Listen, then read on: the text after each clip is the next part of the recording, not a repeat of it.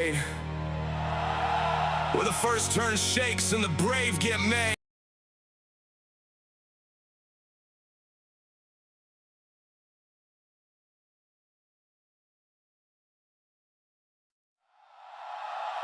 Welcome to the grid, where the names don't fade. Where the first turn shakes and the brave get made. PHG in the air, hear the whole room call. Season 4 tonight, yeah, we came to ball.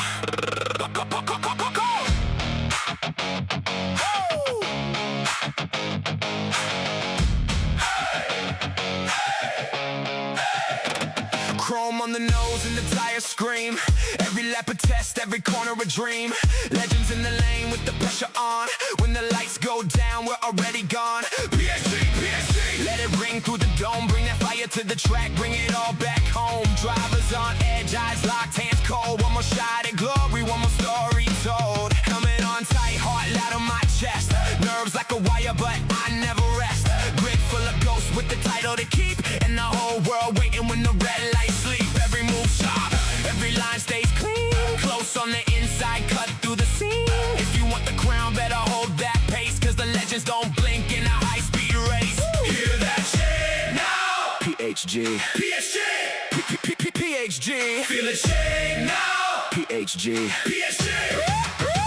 One breath, one line, one chance to shine. No backing off, it's go time. We go time. PHG, PHG, let it ride. Legends race here, nowhere to hide.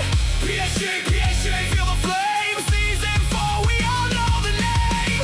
PHG, PHG, take the crown when the lights hit red. We don't slow down.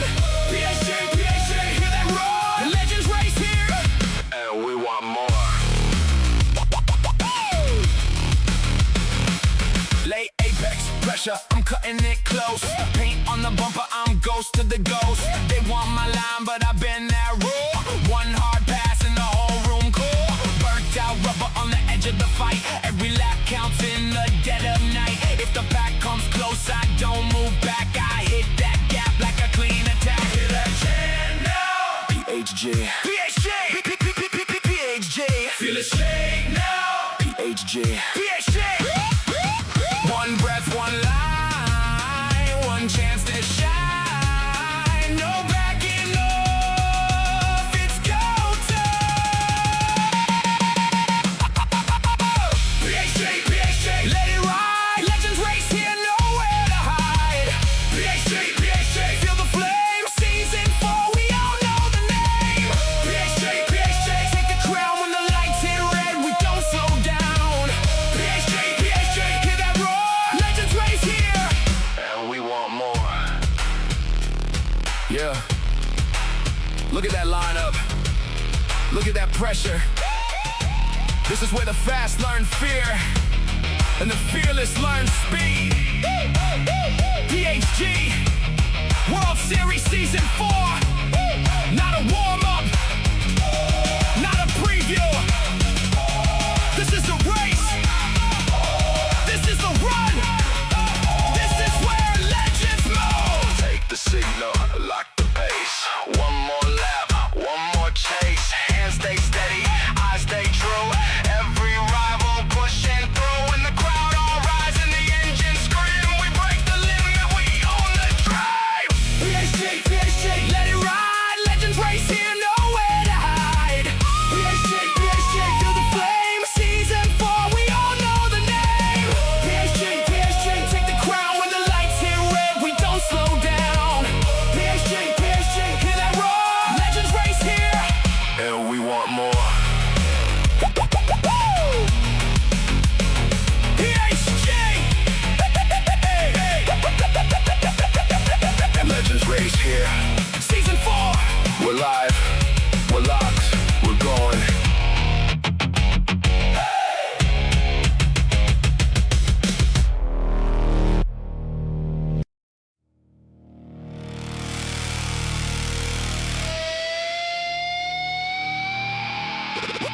Welcome in, buckle in, tune that grip. PSG World Series Season 4, let it rip. 4 wheels, hard lines, one more lap. Hear that chant, shake the whole room back. PSG, say it again. From the first green light to the very end. We came for the smoke, came for the pace, came for the chase, came for the race. So if you hear that roar in the back of your mind, that's the feel coming up on the inside. PSG, let it ride. Season 4, and it's ours tonight.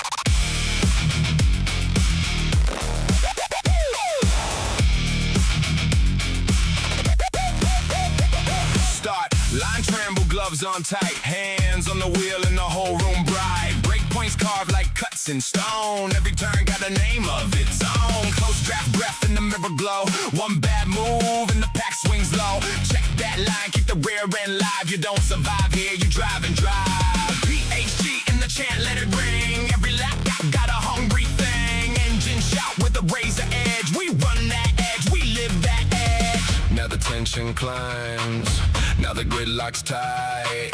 Hear the crowd lean in, feel that first turn bite. PSG, stomp that name. PSG, we came for the flame. PSG, shout it loud. PSG, shake the crowd. Wheel to wheel, we don't back down. PSG, take the crown. Right here now. Hear that sound. Lap by lap, we own this night. All fight.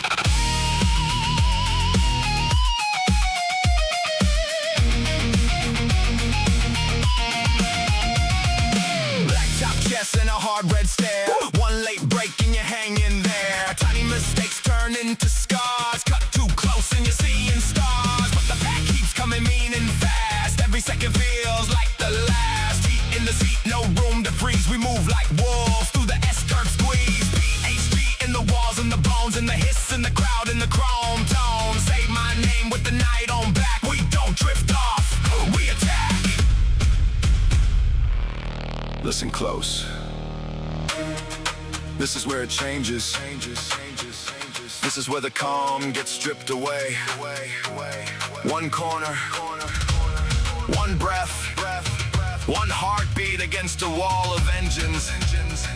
If you came for safe, you came wrong. If you came for slow, you stayed home. PHG is here. Season starts now.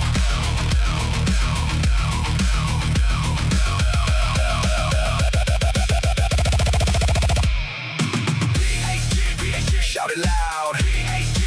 Shake the crowd. Wheel to wheel, we don't back down. Take the crown. Right here now. Hear that sound. Lap by lap, we own this night. All fight. Let it fade, but the mark we made won't wash away. Season 4, still in your chest. First lap curse and the final test. One last cry, till the checker drops from the sky. We were here, you heard the call. We started all.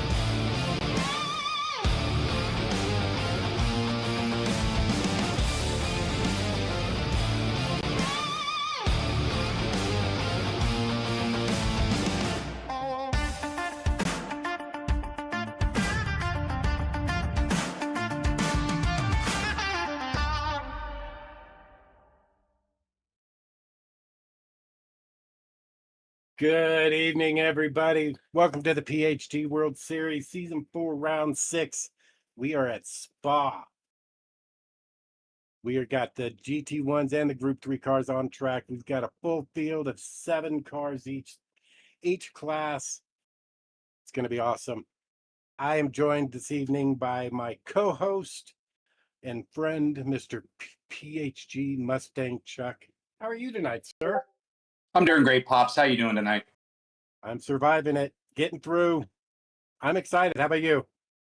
I am very excited to see a lot of multi-class racing out here at Spa. It's my favorite big track out there. It's definitely going to be a very entertaining night. I believe this is one of the longer races that we've run.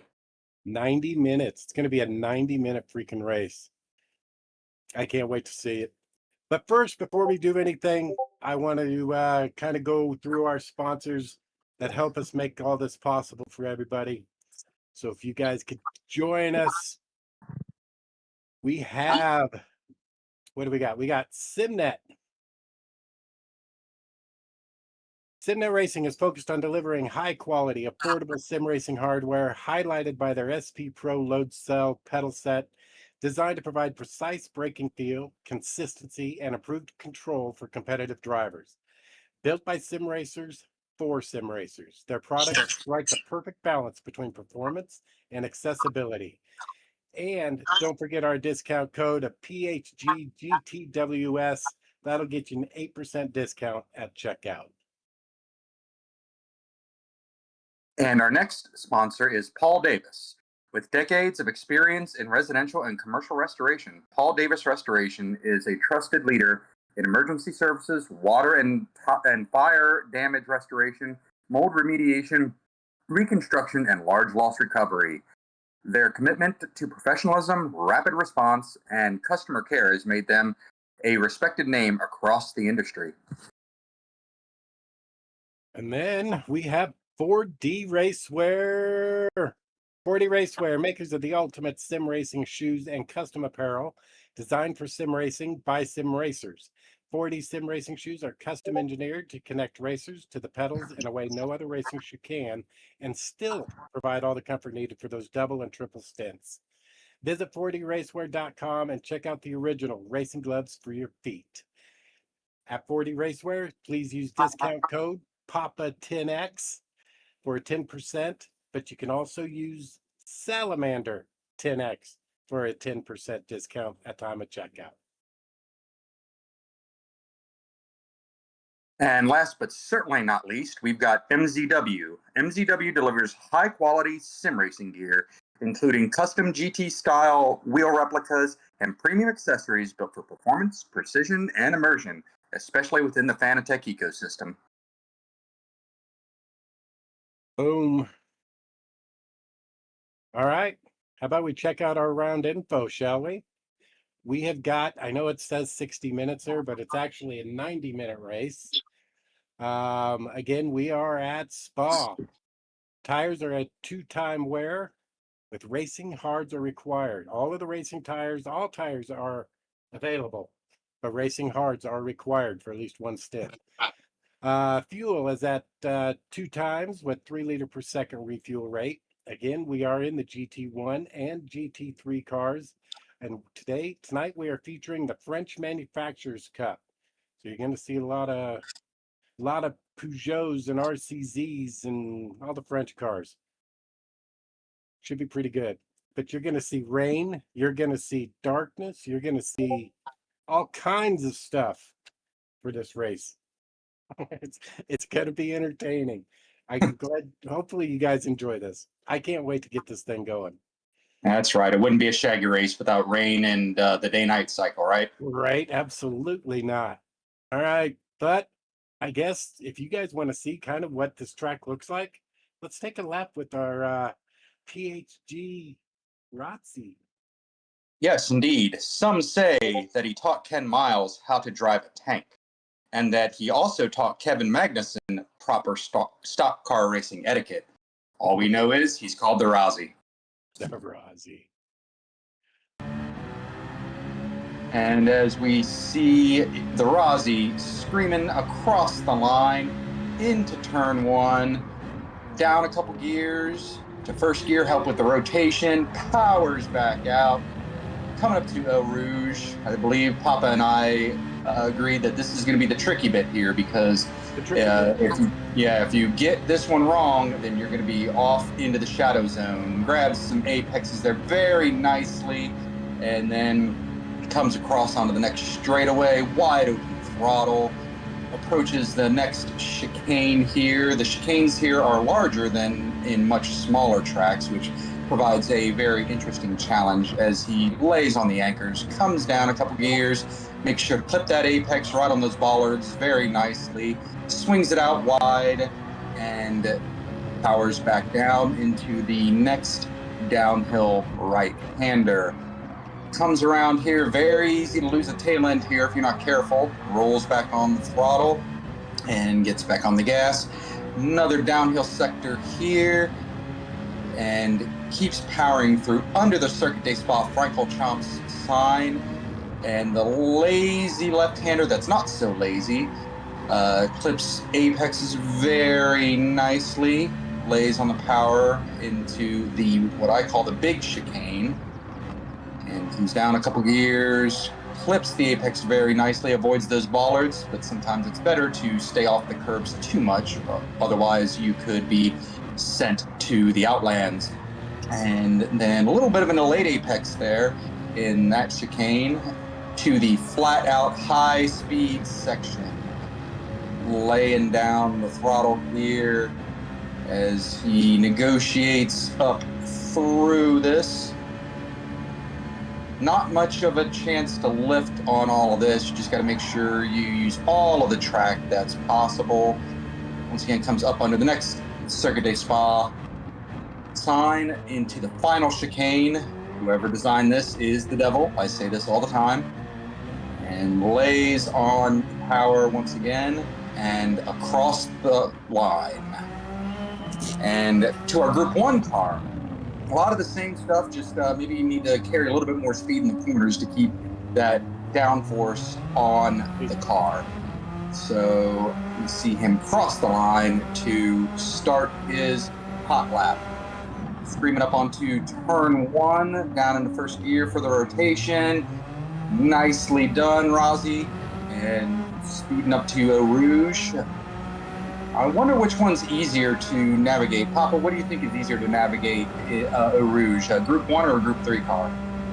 Because of the downforce, I would say probably the Group 1s. Yeah, I would agree with that. All right, so as the Rossi navigates Eau Rouge expertly, as our Team Sim Racing driver does, down into the first chicane. Doesn't clip the bollards that time, but that's okay. Very, very good apexing there. Early apex on that one, and comes down to the first downhill right-hander and powers up very nicely, beautiful indeed. And then into the downhill left-hander, just nicely, roars up here to the lazy left-hander that isn't lazy, and puts the inside very nicely, lets it drift out wide and brings it back down again. And he comes up onto the big chicane and navigates that extremely nicely, weaves through that sector, and then of a final downhill right-hander before it's the flat-out section where it's all about speed and power. The speed! 4 miles an hour, officer. Comes across the, I'll call this the penultimate corner because the final chicane is the final corner here, I would call it. And comes through the devil-like final chicane, lays back down on the power, keeps it nice and straight, and across the line. Boom. So based on what we saw in qualifying, we're looking at about a 15 to 16 second per lap difference between the two classes.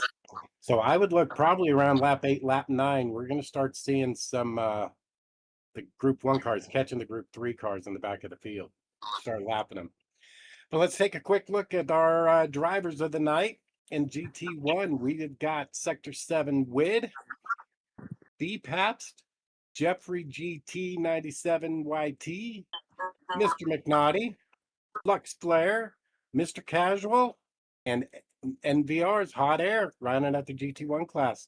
Over in GT3, sitting on pole, we have Jorge Sr. Then behind him is Sector 7 Racing. Wow, I almost didn't get that out. MC Racing 40. Behind him, making his first appearance, I believe, this World Series is Mr. Goat Instinct Mullet. Then we have RTR Diablo, aka PHG Diablo.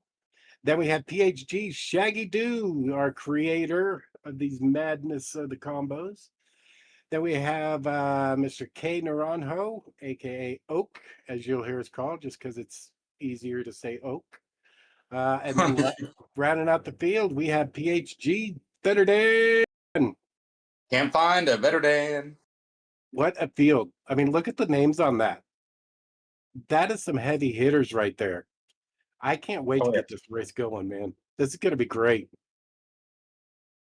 What do you think, Chuck? You excited as I am? I'm stoked. Oh, yeah. Yes, this is split one. Obviously, these are our fastest drivers at this track in their respective classes.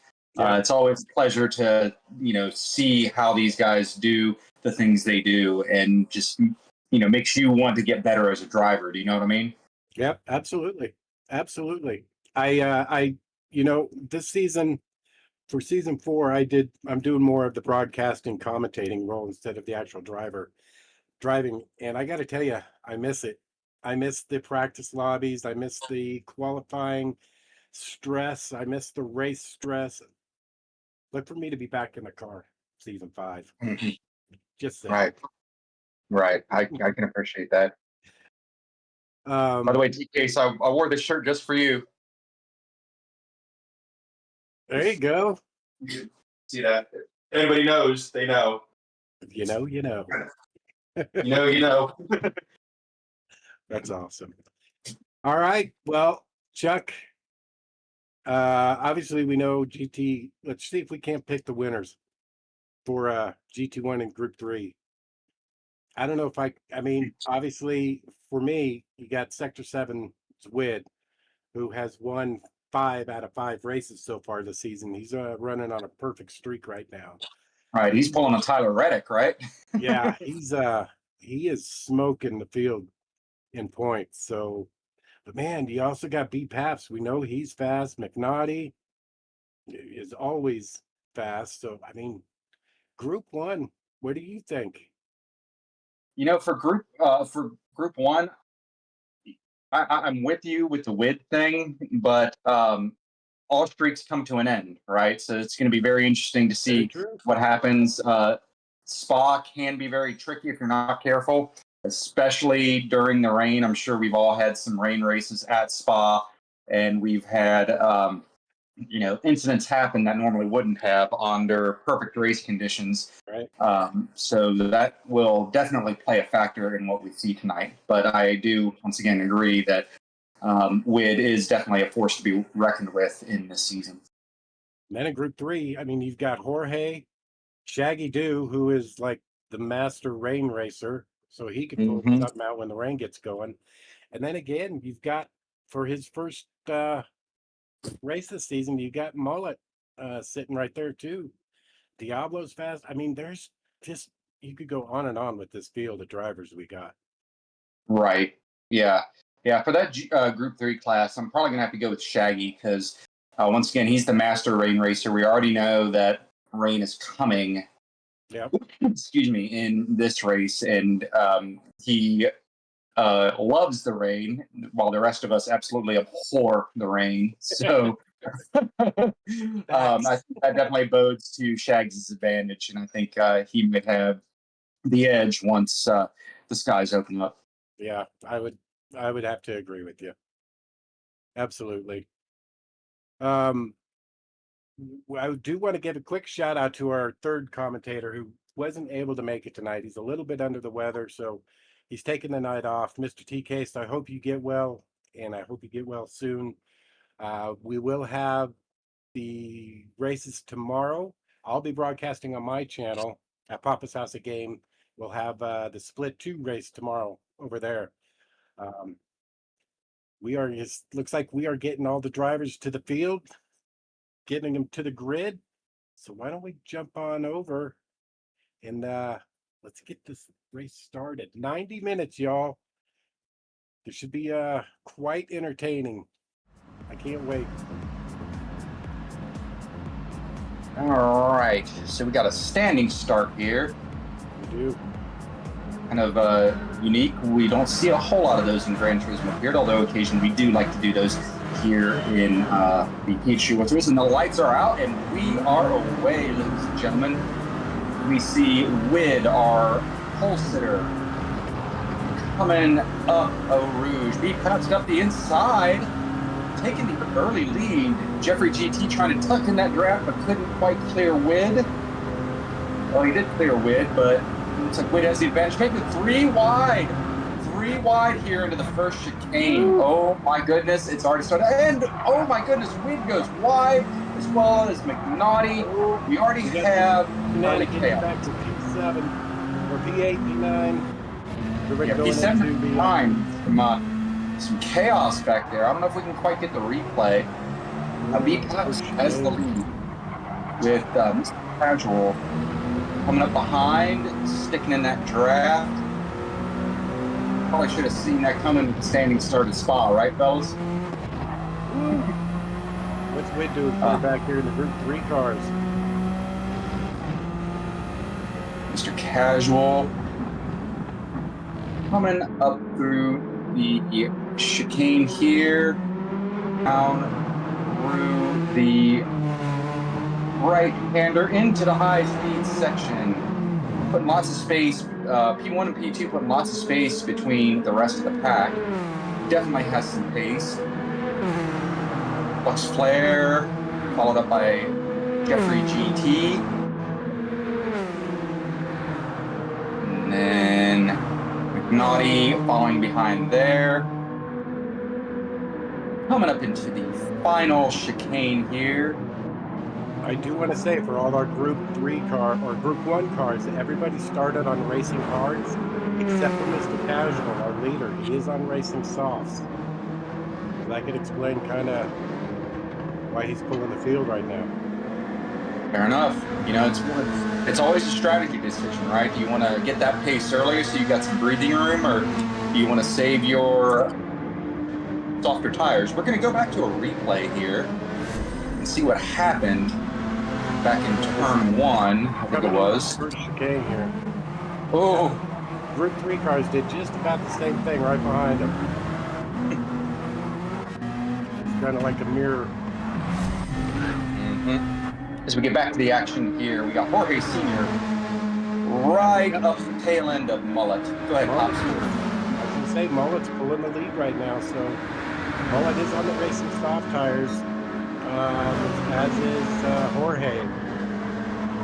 We got Diablo, it looks like Vetterdan started on racing hards back there at P13. But all the other Group 3 drivers started the race on racing softs. I'm surprised that Wid is still back here in the middle of all the Group 3 cars. Well, maybe he's... I'm not sure what he's doing back here. He's behind Jorge. Yeah. I think he definitely got... They didn't get to race enough one another, so they're making it. He's making it a racing moment for him.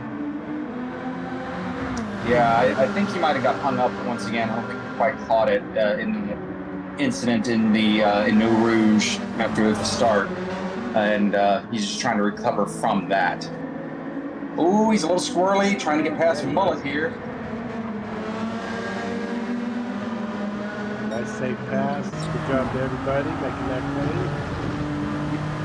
Mullet trying to stay in the draft as long as he can for a little bit of advantage, but right behind him is Jorge, and that's going to be a battle to watch, is Mullet and Jorge. These are some of the faster drivers we've ever seen in the PHG World Series.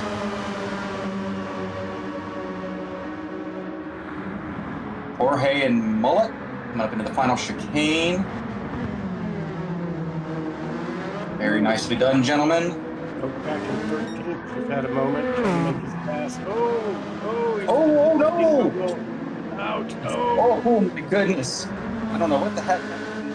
Something crazy happened there. It might be worth another replay if we can catch it, just to see what exactly happened. He's waiting for Diablo to regain his spot. Oh, went wide. I think he might have had a little help. I think he had some dirty tires here. That's why he couldn't get that stopped. Oh my goodness. Oh no. But kudos to Oak for pulling over and letting Diablo get that spot back. Yeah, it definitely happens. It's a long race. They have both are very fast drivers. They got plenty of time to catch the field and get back in this race. So, not a Yes, huge indeed. loss right now. Yes, indeed they do. And once again, that is a great show of sportsmanship. That's what we pride ourselves on here at Team PHG and all of our racing. One of the few events of the PHG World Series that I was involved in, it was at Le Mans, and I had something similar happen to me, but thankfully I forget who the driver was, but he understood, what happened, just a racing incident, but he kind of pulled to the side and said, all right, Chuck, you go on ahead. And we really pride ourselves on good sportsmanship and clean racing here at Team PHG. As we see Flux Flare coming down into the high speed section, trying to catch back up to the leaders, but it looks like Mr. Casual is gapping the field with those racing softs. As we told everyone, this is going to be a very interesting strategy thought here, and seeing how things end up playing out. Up into the final chicane is a 7-hour Wid, trying to catch up to the field. Maybe that's what he wanted to do. Maybe he was just trying to give himself a challenge. Yeah, I know, right? Start 20 seconds behind everybody and then go for it. There you go. Jorge looking up to the outside, or honestly, I think these two might be working together because they're Jorge hasn't really made any attempts to pass Mullet. He's kind of sticking on his rear bumper, pushing him along. And these two here, they have a 5-second gap over P3, Mr. Racing. Mm-hmm. It's another 3.5 seconds back to Shaggy. You can see that gap there, back to 4-second gap back to Vetterdan and Diablo. Had to serve that half-second penalty. So he's a little bit back in the back, but he's not that far. Again, he's a pretty quick driver.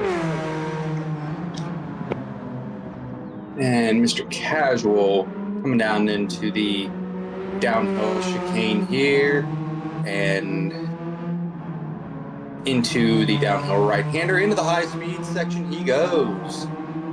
Gap in the field and bettering his time, going purple. Oh yeah. Flux. Go ahead. No, I was just going to say, Flux Flare following up shortly behind in P3, trying to chase down Beat Paps in P2.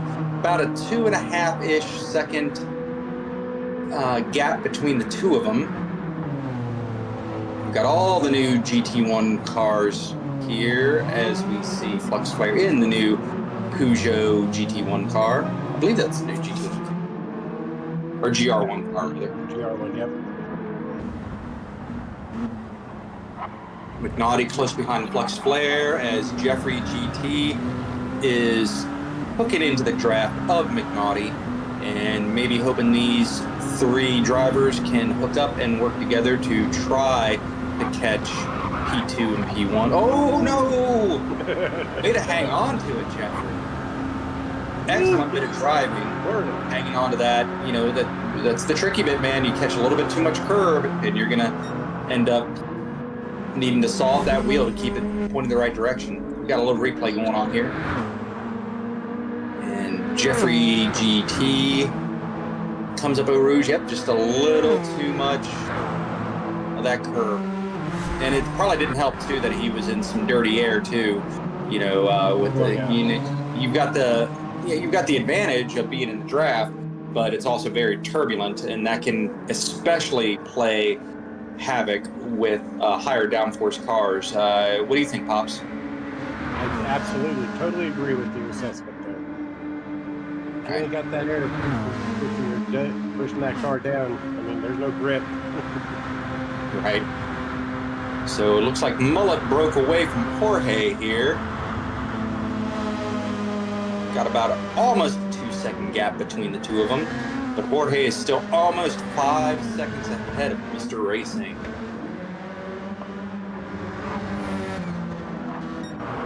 Coming down. Yeah, this is definitely the battle to watch. Is 3, 4, and 5, and this will probably definitely change as the race progresses. Looks like the sky is starting to get a little grayer. I don't know if we have the ability to look at the weather radar to see, you know, what the inbound weather is, but it is certainly imminent, and that's going to throw a wrench into this whole thing. And I think that might have been the strategy of people like Mr. Casual and Mullet and Wid.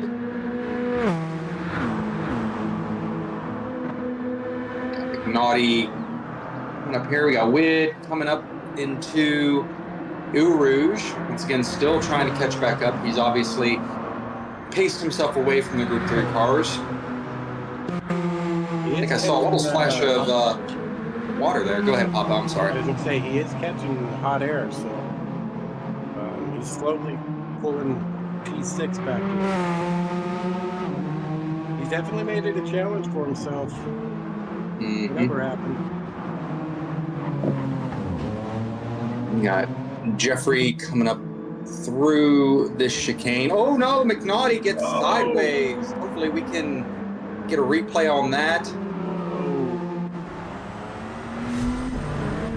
Don't show any moisture on the track here. Oh yeah. Just maybe a little too much curb, and once again, maybe he was back in that draft, in that turbulent air. And once again, strikes again. Yep.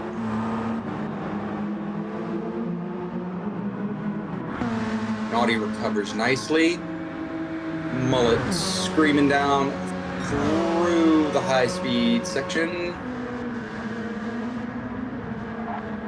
Through the little chicane there, followed closely by Jorge, who seems to have closed the gap a wee bit. Looks like, yep, I think he's closed the gap a bit. Oh no!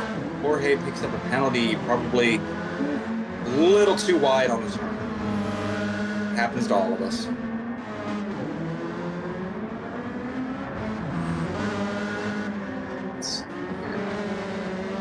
Got Shaggy Doo, our competition coordinator, as I've started calling it. Coming down out of the left-hander into the lazy left-hander that isn't lazy. And Powers back on out. Back in the field, we got RTR Diablo in the 97 Red Bull car, the Oracle Red Bull car. He comes in through the big chicane here.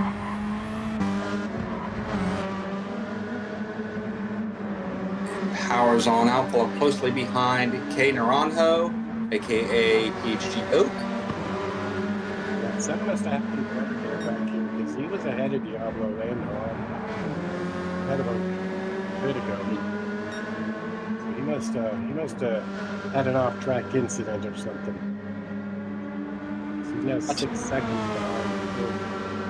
I'll tell you what it is, it's that Jeff Gordon inspired livery. Alright, you know what?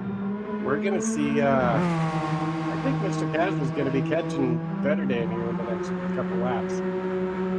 Oh yeah, we'll see the, really interesting. yeah, we'll have to start seeing the first multi-class passing. Yep. And if you look at Mr. Casual's tires there, Chuck, I mean, he's already used half his tire wear, so, you know, he's probably only got about 5, maybe 6 more laps, comfortable laps on those tires. Right. Maybe it's just my driving style, but it's at that point when I start feeling uncomfortable in the car with the tires being that worn. Got the 50% mark, yeah. Yeah, something like that. And if you look at Pabst or even Jeffrey here, I mean, you can see in those racing cars, they've hardly worn at all. Mm-hmm. Yeah, I really think that the strategy that Mr. Casual is banking on is rain coming early and just getting as much of a lead as he could. Not be a bad call. Yeah, and if you look at it, I mean, we're still not seeing moisture up on the moisture meter down there in the lower left, right next to the race timer, but it is definitely something that is inbound. And you can even tell from the sky it's coming. We just don't know exactly when. Mr. Casual is a couple seconds behind Better Dan. Pink Mish is watching Shaggy behind him on the couch, so his personal cheerleader. Hi, Mishi. All right, Mr. Casual coming up on Better Dan here. Using a little bit of draft that he can. Every little bit helps. Better Dan leaves lots of space, and of course it is the faster car's responsibility to make a safe pass. Well played by both gentlemen. Then B Pabst, 10.5 seconds, almost, yeah, about 10.5 seconds behind, a little over. Yeah, he's flying. Oh yeah. Yeah, those racing hards are definitely taking the punches. Mr. Casual on a gamble with the racing softs, trying to, definitely press his advantage and hoping the rain comes. Ooh, is that an incident up there with a couple of those guys, or are they just racing hard? I couldn't quite tell. With Naranjo and Diablo. Naranjo real tight up under Diablo. Getting that blue flag sign that the Group 1 cars are approaching, and they're approaching quickly. A little flash of the lights there from Mr. Casual, letting them know, hey, here I come. Mr. Naranjo going for a pass, 3 wide. Whoa. Naranjo makes the pass, as does Mr. Casual. That was definitely a hairy situation there. 3 wide in multi-class racing can be very, very stressful. Is not quite the word, the proper word for it, the closest one I can think of. Look at that. Just zoom, then hard on the brakes. Last possible second. Mm-hmm. That was good. All 3 drivers kept it clean. Everybody got through. Well done. Mr. Casual passing up Shaggy Doo in the Group 3 car. B Pabst still trying to rein things in, but can't quite seem to press the event. I know he's holding pretty steady at about 10 3/4 seconds behind Mr. Casual. Still really wish we had the ability to see when that rain is coming, because it's been threatening the past few laps. Right. I'm not seeing anything. No, I'm watching windshields, and nobody's got wipers on yet. Mm-hmm. It's still good right now. Yeah, and it's a giant track too, not Right. necessarily the same size as, for instance, Le Mans or the Nürburgring, but still, it's still entirely possible that it could be dry on one sector of the track and just soaking wet on another sector.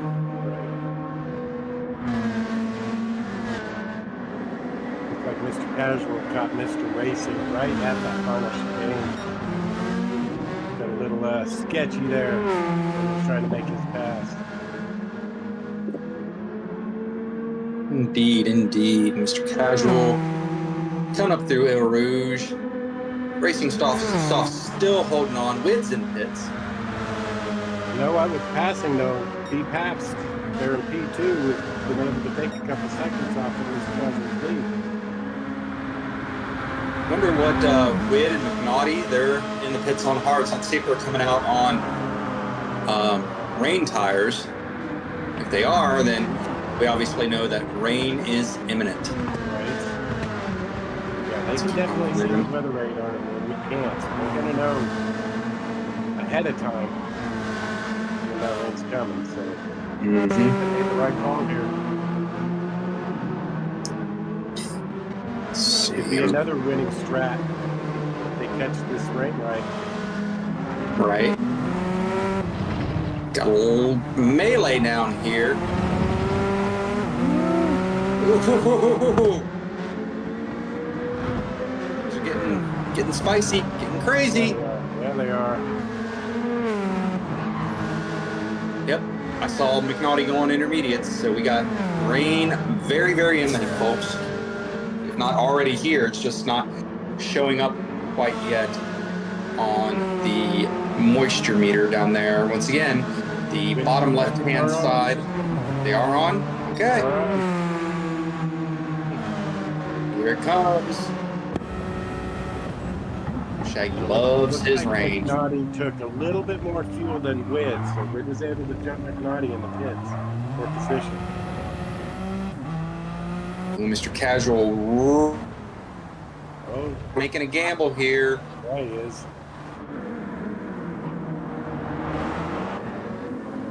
Paps down into the pits.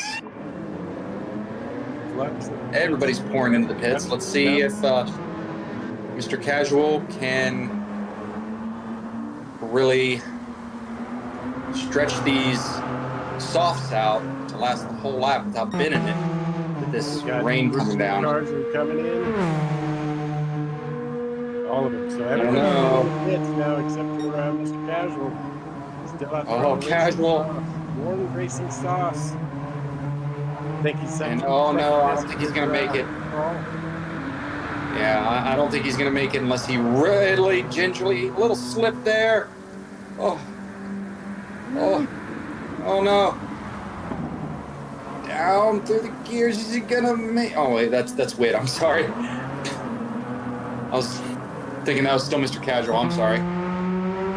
But Mr. Casual, oh man. He's going to have to nurse this thing around because that first bar there is the point where you need intermediates, and he is on Warren Racing Softs. Oh, a little sideways. Still spinning tires. He's going to lose a lot of time during this lap. Man, he's probably going to need to be on the heavy wets by the time he gets around. Yeah, that track got wet pretty fast, didn't it? Mm-hmm. It sure did. So we got B Pabst on the intermediates. Mr. Pabst, he's still over 50 seconds behind Mr. Casual. Oh, Mr. Casual just spun. Yep. Oh, and he's going to keep on spinning and keep on spinning. Oh, no. The gamble did not pay off. Big Pat's trying to gingerly get by Jorge. So he spun once and then he spun again. That's what happened because down on his section of the track, if you look at that moisture level, that's the heavy wet part where you need to have heavy wets. See that blue?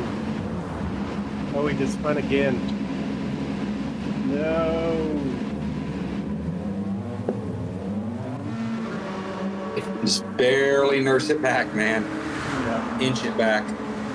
Big Paps, who was, like I said, he was over 50 seconds behind. He is now in single digits, closing rapidly. We're going to catch him here in the final chicane. Yeah, Drobo down in the chat says, rip, and yes, press F to pay respects. Mr. Casual makes it back to the pits. All of that advantage he got, though, is gone. Yeah. But gotta feel bad for him, man.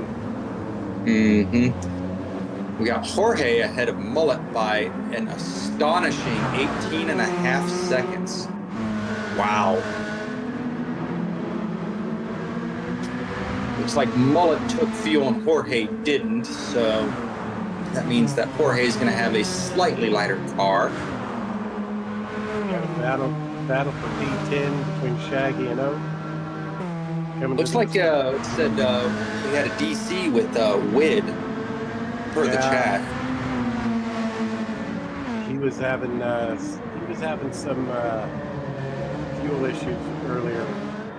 They must not have got that fixed. The rain Yeah, something with the fuel pickup. Something with the fuel pickup in the cells. Then we got Shaggy Doo side by side. Mr. Racing has caught Mullet in P8. Oh, who's this? Oak. Oak. Yeah, what's Oak? What are we doing here, man?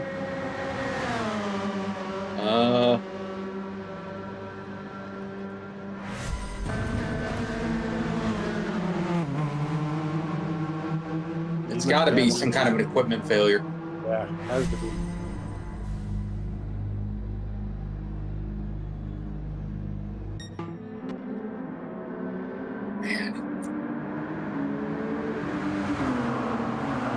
Papast is still our leader, followed almost a second behind by Jeffrey.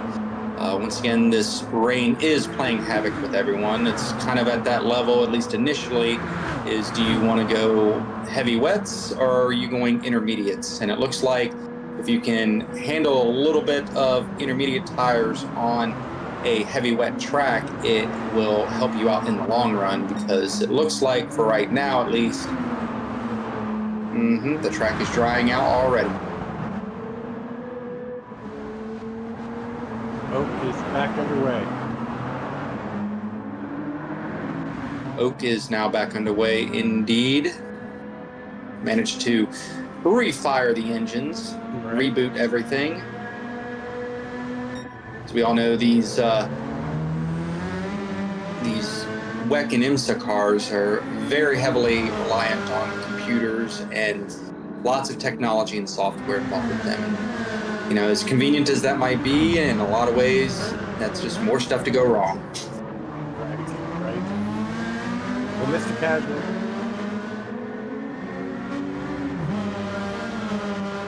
So Mullet, or Jorge is on wets, and Mullet is on intermediates. So looks like Mullet might be starting to catch him. Slowly, huh? Mr. Casual, after all his incidences there, he is now come out. He is currently sitting in last place in the Group 3 class, 16.5 seconds behind P5. Mr. Casual got a penalty back there for exceeding track limits. A little half-second penalty, but especially on high-speed tracks like this, every little pen counts. Jeffrey has taken the lead from Papast. Very nice. Closing in on the 1 hour mark here, one of the longest, and if not the longest, in the PHG World Series. Have we had any longer races than this, guys? Or Papa? No, this is our longest. Oh, Jeffrey misses that apex. Oh, yeah, no. He did. Still maintains the lead, but Pabst is firmly tucked up inside the draft. Yes, it's called a draft, not a slipstream. Man, I really do like those exhaust effects that you can only see at night in these kind of races. You know, with the fire spitting out. Yep. Mm-hmm. Lane pops. Mm-hmm. Yeah, I agree with you. Yeah, Flux, he's not too far behind our two leaders here. He's only 3.5 seconds behind. Jorge's in the pits, getting off those wet tires. Jorge. Casual. Mr. Casual's back in the pits as well.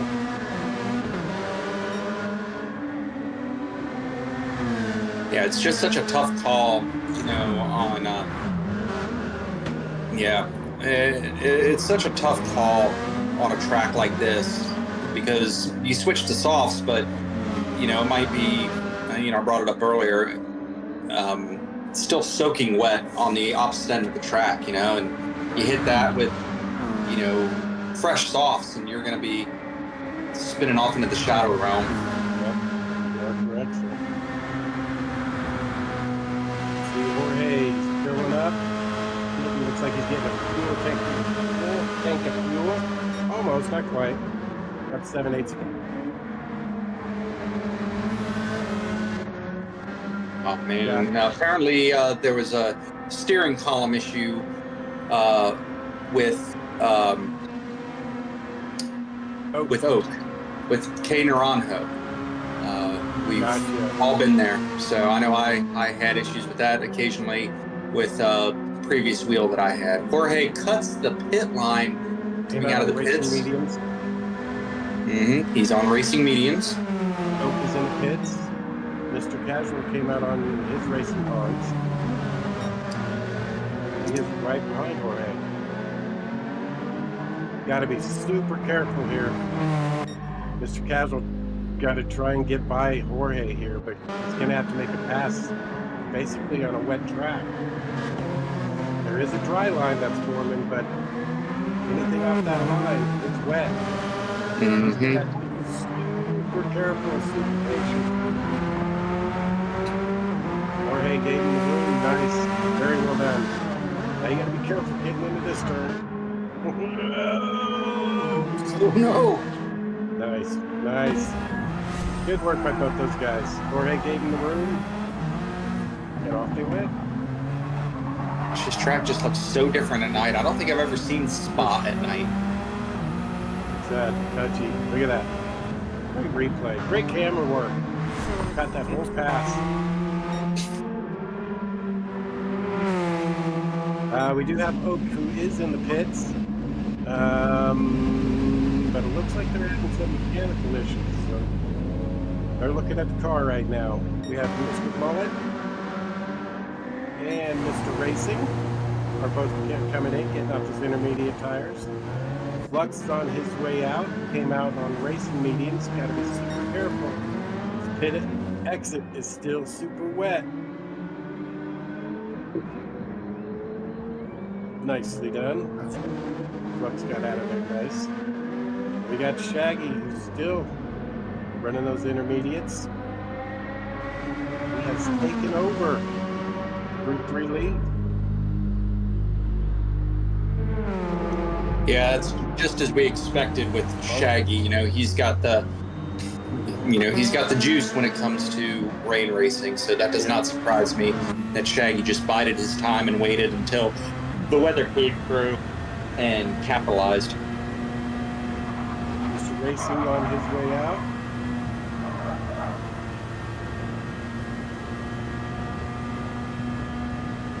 Jorge got by Mullet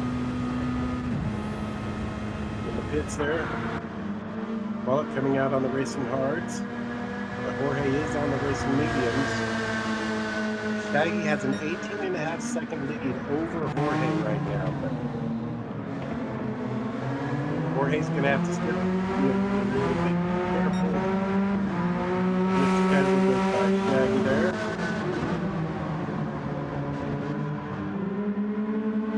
Around the lazy left-hander that, once again, is not lazy.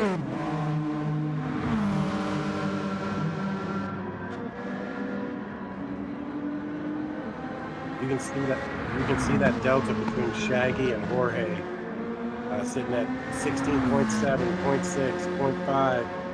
Jorge's catching Shaggy pretty quick. Oh yeah. But I mean, Jorge still has to be pretty careful. That dry line isn't that wide yet. Battle of the Titans right here. Clash with the Titans. Jorge Sr. and Shaggy. Well, it's only 8 seconds behind Jorge, so.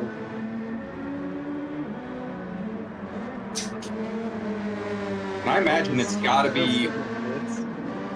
I imagine it's got to be really hard to, you know, keep an eye on and stay in that dry lane, especially at night. Shaggy into the pits.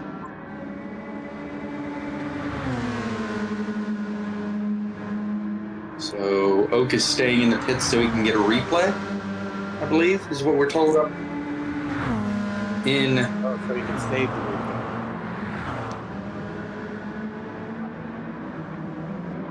Fair enough. Our stewards will have a good look at that. As if you're new here, we do have our own stewarding system and our own dedicated stewards. Jeffrey came in. He's getting off those intermediates. I think Speed Pabst out there. There, he went by. He's going to run another lap. Let's see what McNaughty does here. As he's coming up to the final chicane. Does he duck in? Looks like McNaughty is staying out. So we still got 2 of the Group 1 cars still out there on the intermediate tires. Got 43 watching down there in the chat. If you're new here, welcome to Papa's House of Game, the PHG World Series, as hosted by our good friend and yours, Salamander, running production right now. Make sure and smash that like button and hit subscribe if you like what you see. Shaggy came out of the pits on the Racing Hards, but it comes out in P11 overall. As McNaughty gets by first game. Well done.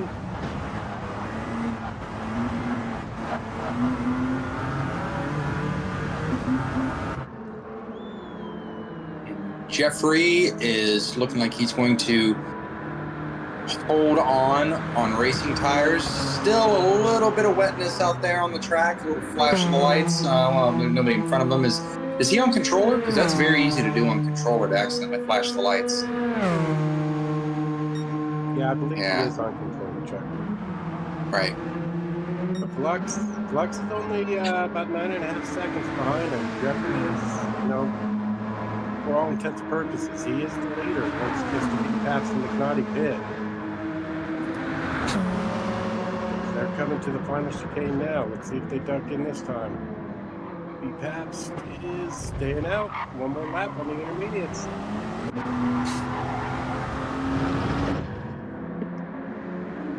McNaughty coming down through here. The track is still drying and he is still on the intermediates. Can't really tell where he's at except for the track map. Coming up to the final It's really dark here. And he is staying out one more lap. What do you think Let's about see this? move. Yes, Corridor. Wid did DC.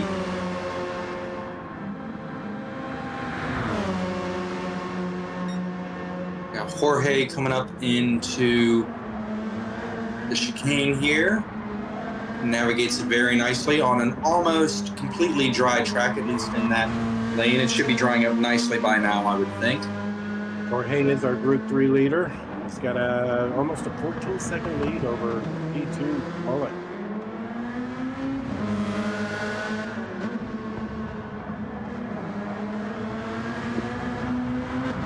Coming up to the long left-hander is Jorge.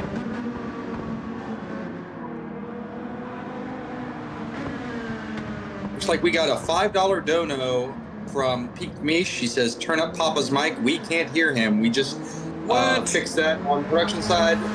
Jorge! Oh, I thought I saw Jorge going sideways. And then Jay Collins said the same thing. Cough. We can't hear Papa. Cough. So I think we... cough.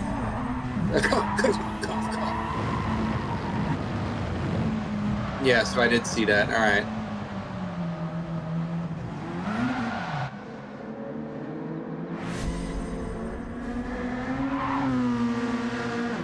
Still the lead is Jorge with a very solid 8-second lead. Down to 8 seconds. That definitely cost him some time. Mm-hmm. Still got a lot of breathing. You're right. And you know what? I mean, with everybody's pit stops and the different strats, it is definitely spread out right now. I mean, nobody is really pushing anybody right now other than, you know, the Group 1 cars passing Group 3s. But as far as when it comes to position, I mean, everybody's running pretty comfortable, playing pretty steady. Oh, we got B Paps finally in the pits.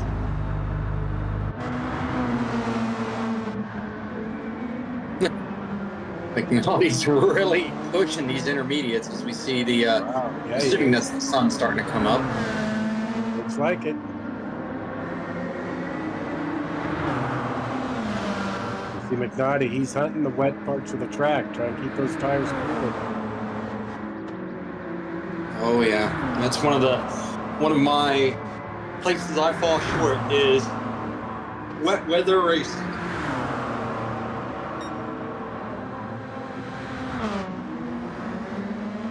I'm gonna follow along with McNaughty here for a little bit and see how he navigates. He's coming up on the last place of the Group 3 cars. Looks like, which I think that's, who is that? I mean, that's Jorge. It's not the last place guy, but it is Jorge. Yep. So we have class leader getting ready to pass the class leader. You can see the difference in speed. Look how fast he catches it.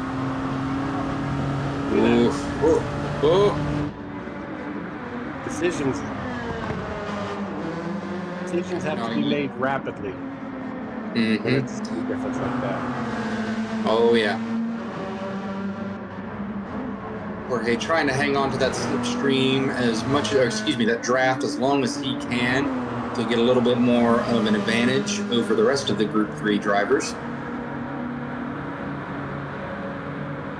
He does McNaughty duck into the pits here.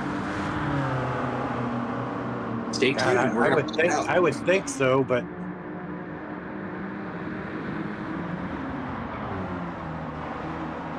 is he going for it? No, nope, he's staying out. Go, McNaughty, go. What do you think he's thinking, Chuck? What is? I think he's just going to try to make these intermediates last as long as he can, just so that he can. He was on the hards when he first started, right? Right. Right. So I'm thinking he's trying to maximize his time here on the intermediates, just so that he can maximize his time on the softs. Well, he doesn't have to go on softs. I mean, is there a chance he goes right back to hards and to the end of the race? Can he make the fuel stretch? I don't know. I'm not sure if there's going to be more rain. Very possible. Regardless of whichever one he goes for, he's going to try to, maximize his time on the softer compounded tires. He's going to have to, because he's losing a lot of time right now to Jeffrey, who's now under 13 seconds and just spun. Sorry, Jeffrey. Yeah, because we were already 45 minutes into this race. Jeffrey just binned it.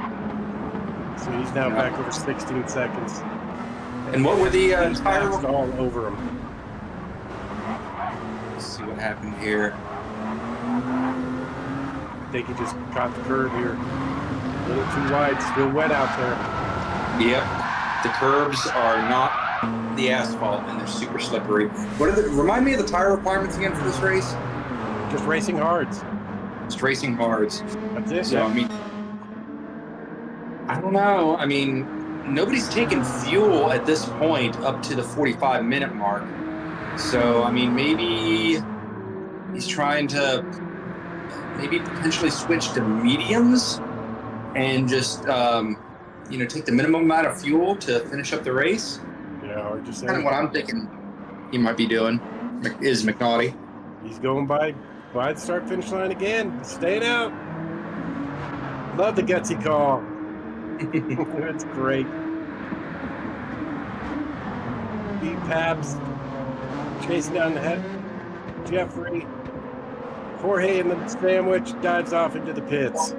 Oh, it looks like he got into the Yeah. He went into the pits. Yeah, he did. Ugh. He had over a 15-second lead over Mullet when he came into the pit. So obviously Mullet staying out on track's going to pass him here, but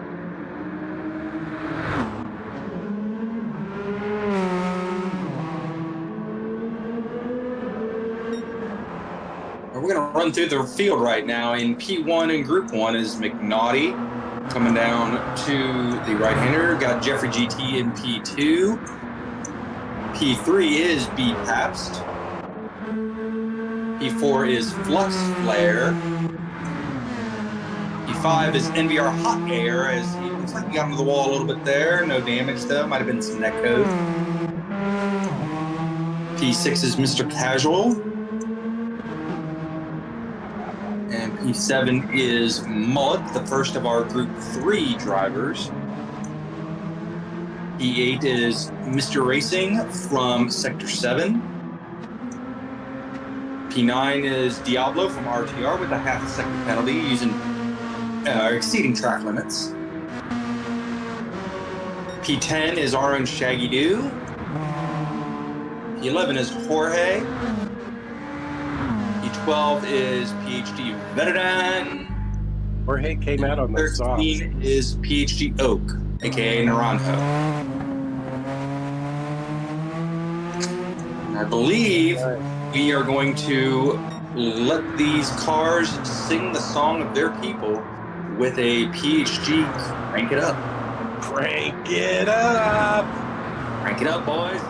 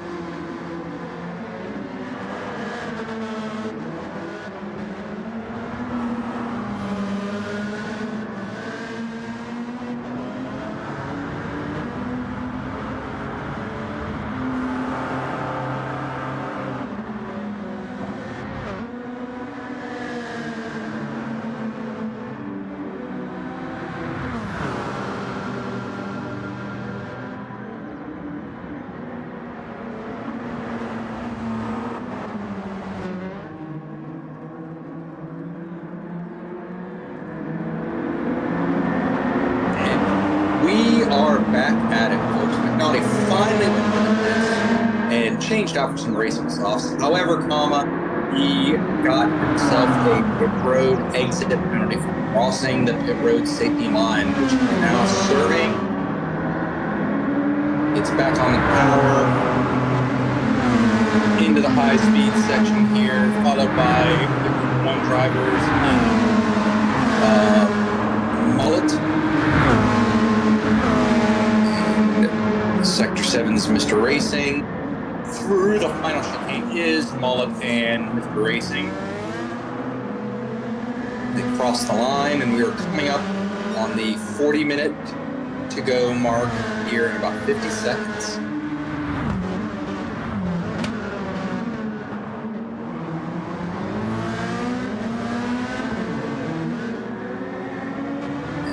Mr. Mullet and Mr. Racing. Yeah, they're really 2-0 close. Rouge. This is the race right here for the Group 3 lead. A little bit of a wiggle from Mr. Racing. Don't know if that was net code, but the track is largely dried out now. I don't know if there's going to be another round of rain coming.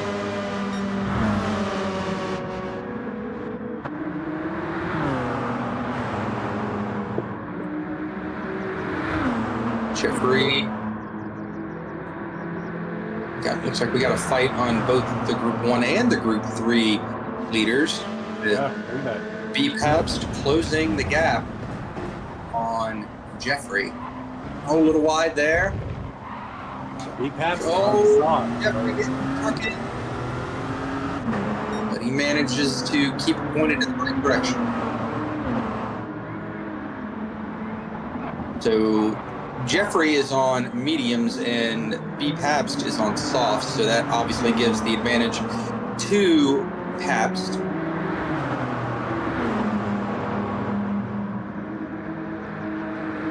Now that's going to depend on if I can make the pass in enough time to capitalize.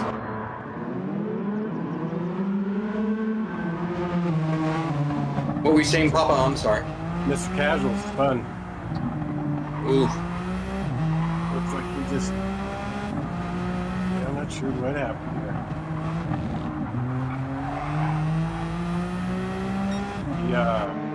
He got damage on the left front. That just repaired itself. But yeah, he had some sort of issue. He lost another...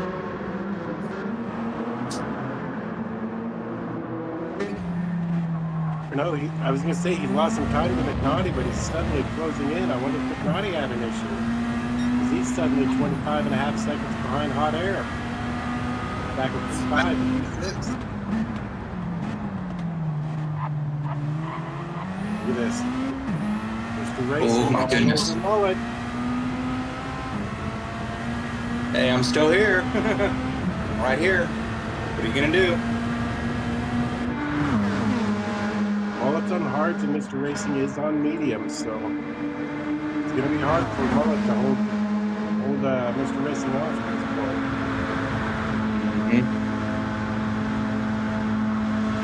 It's going to be a matter of if he can hold him off as the mediums wear down. As Mr. Racing peeks to the inside, but thinks better of it, backs out and comes back into the draft.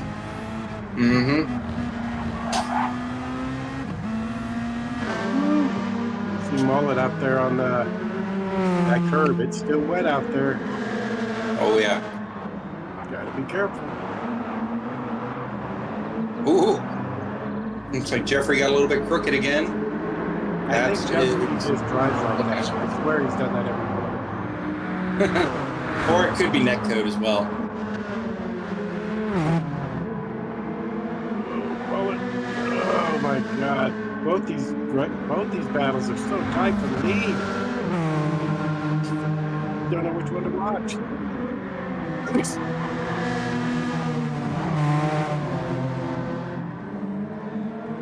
see, we got the Group 3 drivers coming up with Mr. Racing trying to battle with Mullet, Mr. Casual trying to make the pass with these two. Nice patience. Oh, yeah. He just weaves right on through in the high-speed second here.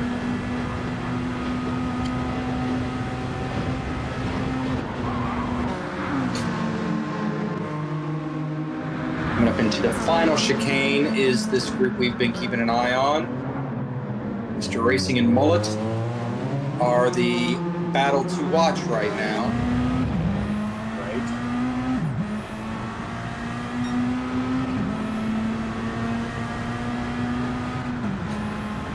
Into the first corner. Once again, Mr. Racing on the mediums, which are the better tires, and he is all over that bumper, but Mullet is making that car 4 and 5 cars wide, trying to block. I'm not Mr. sure I Racing. would want to try and pass Mullet. Mullet's good. Oh yeah. Good driver.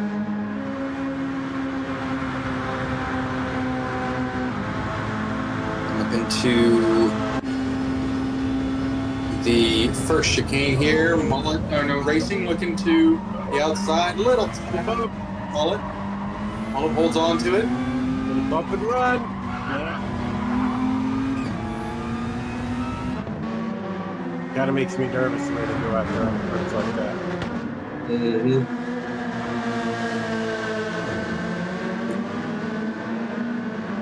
Mr. Racing still holding on to that bumper.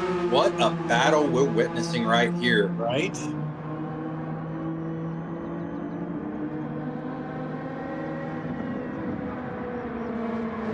Coming down into the long left-hander. Mr. Racing still tucked up into that draft.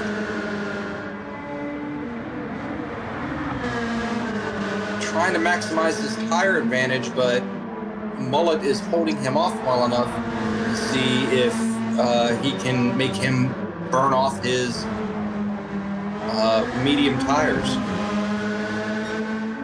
Well, our two leaders fighting in the GT1 just both made their way past Shaggy. Jeffrey had a little bit easier time when he caught him to get by, but now Jeffrey is stuck behind, I'd say, looks like Diablo. That held him up a little bit, so that all balanced out. Pap's now coming up behind Diablo. Can he get the pass done easily, quickly? Gotta do it quickly. Look at Jeffrey is just running away. That is one of the staples of multi-class racing. Gotta be lucky. Oh no, what are we gonna do here? Mullet takes the lead. Oh no, Mullet's been in the lead, I'm sorry. But yeah, keeps the lead, I'm sorry.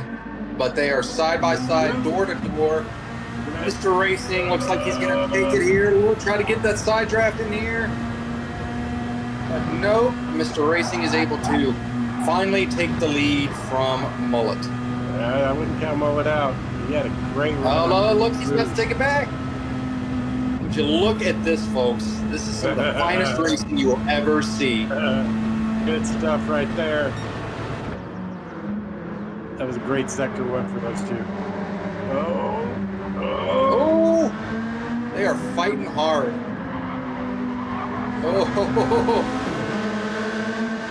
Oh, play nice, boys, play nice.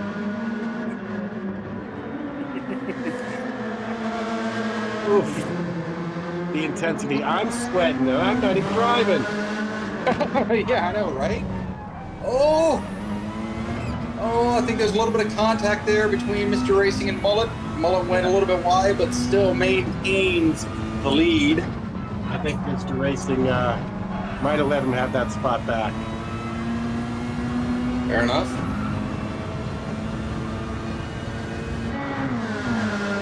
Jeffrey has pulled out over a 2-second lead over B. Pabst up in our GT1 class, so things have settled down just a little bit there.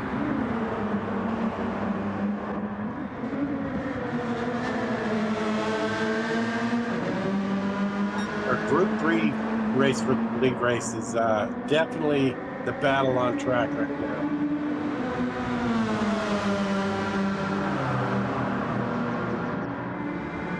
Let's see here. It is closing in on a couple Group 3 cars. So just like the Racing and Mullet.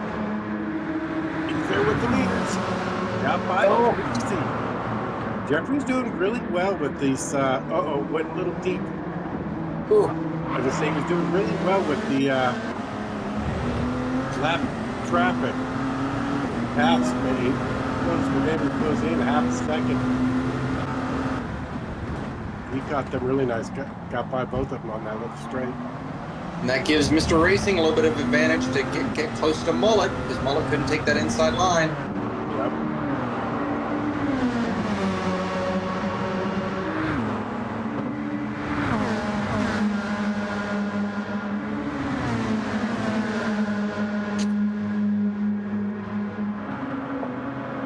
I'm going to on the first chicane are our two class leaders and battle between them.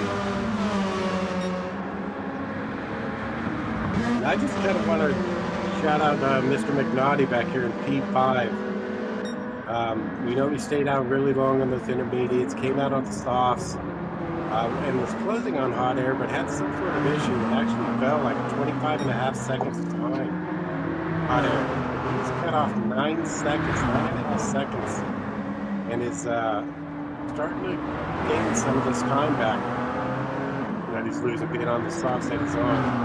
And you know, Right. he's got the fuel in the tire. He can still run these another 10 laps or so. Yeah, and he's definitely got all that clean air too to not worry about. Right. You know, lots of clean track. Yep. Exactly. As we pass the 30-minute mark, 30 minutes left in this race, but fret not. 33 people in chat. We have another hour-and-a-half race coming up. Dun, dun, dun.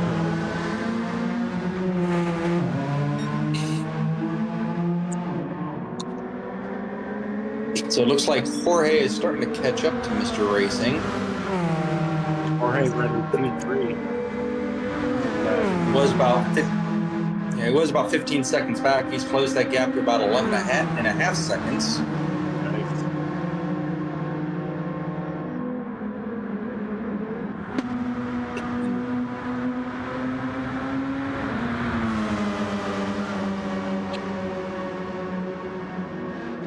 We got Jorge on the softs, Mr. Racing on the mediums, and Mullet on the hards. And this is definitely probably going to brew to be a very interesting race because our last 28 minutes or so, because Mullet has been putting on a masterclass in holding that position with a tire disadvantage. Jorge's apparently has a lot more fuel than these other guys, so he might be able to beat them on fuel alone if this comes down to a fuel mileage race. Papa, you think it's gonna come down to fuel mileage here? 30 minutes still to go. I'm guessing we're going to see everybody having to pit at least one more time. So I mean, it's going to be again it's a strat. Jorge will definitely have to spend less time in the pits getting the necessary fuel. But I mean, Mullet, he's flashing red. He's only got about another lap to go, lap and a half of fuel before he has to come in anyways. We're going to start seeing things get all jumbled up and set us up for probably a pretty exciting finish with everybody's strats. Yes, indeed, indeed. Once again, the battle continues between Mullet and Mr. Racing.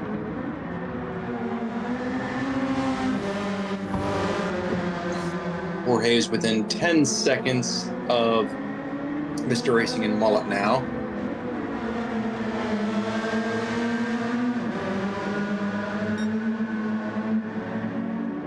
Coming into the high-speed section is Mr. Racing and Mullet.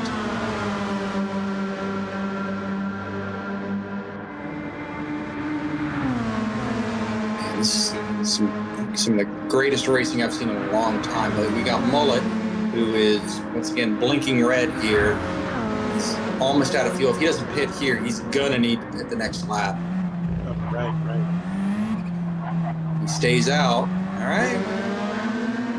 I think he's got enough fuel for at least finishing up this lap, but he's gonna need to bring it in.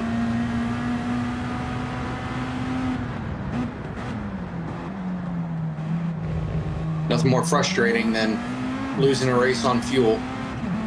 Right. Been there. Actually, there is one more thing more frustrating than that, and that's putting on the wrong tire. Right. We're not having the right tire. Mm-hmm.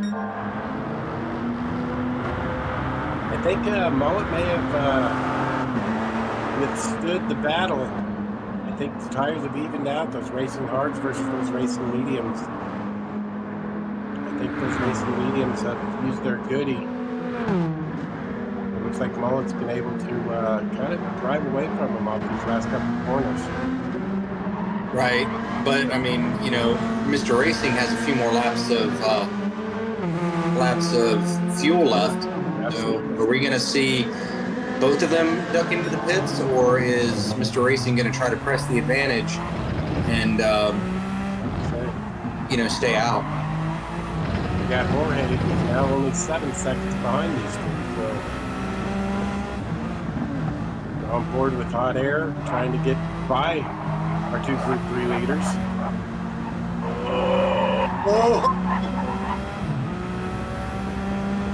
That's the move.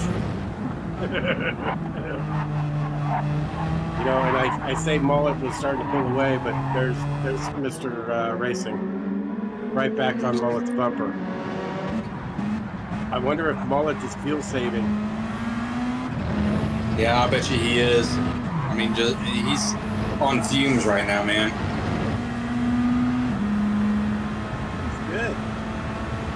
Shouldn't have to fuel save. I wonder if he just got caught up with hot air trying to get by him. I don't know. It looked like that was more of an issue for Mr. Racing, though, the way it played out from the angle we saw. Yeah.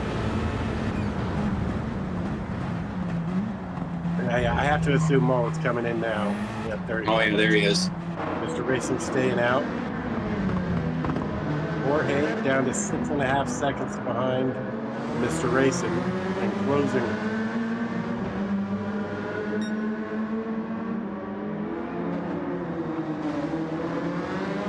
Five and a half seconds. I mean, he's closing rapidly with every turn being on those racing soft tires. But again, those tires are half used. Now under 5 seconds. We're right at 5 seconds.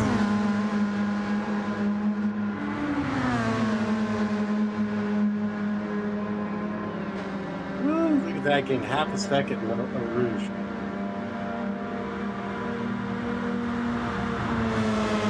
Mr. Racing is now getting a little low on fuel. Jorge, how would you like to be Mr. Racing? And You know, see a multi-series champion hunting you down. That would definitely be almost like the Red Baron hunting down his next aerial kill, right? German, right? And it's got to be frustrating for Mr. Racing because he just passed. Was it Jorge? Mullet, excuse me. I'm sorry, Mullet. I'm sorry. Just passed Mullet, but now he's going to have to go into the pits, and that's definitely going to once again shuffle the field and give us a whole new variable of how things are going to continue. Mullet came out with over half a tank of fuel and on racing softs. Yeah, I don't know if he can make those last 23 minutes. We were talking 10 laps. Maybe. He might be able to get 10 laps. If he got enough fuel, he might run this to the end. Yeah, and he doesn't have a full fuel tank, so that might help on his tire wear. Yep.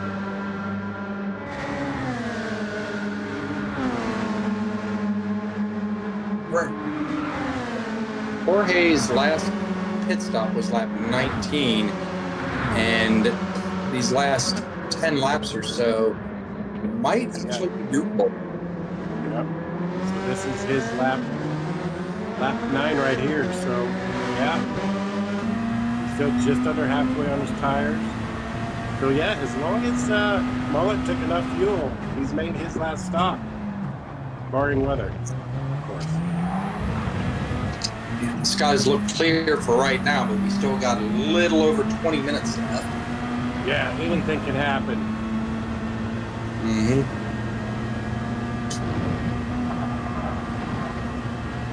Jorge makes a quick pass on Mr. Racing. Where's the lead? I mean, that was 5 seconds he gained in that lap. That's how fast Jorge is going.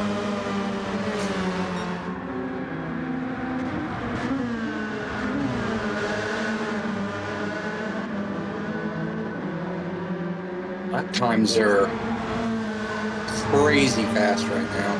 Well, yeah, if you look at Mr. Racing's lap times, he's running 21s, 22s, 23s. He's slowly getting slower each lap. Where if you look at Jorge's, he's running 2:18s, 2:19s. We're talking 2, 3, 4 seconds faster per lap.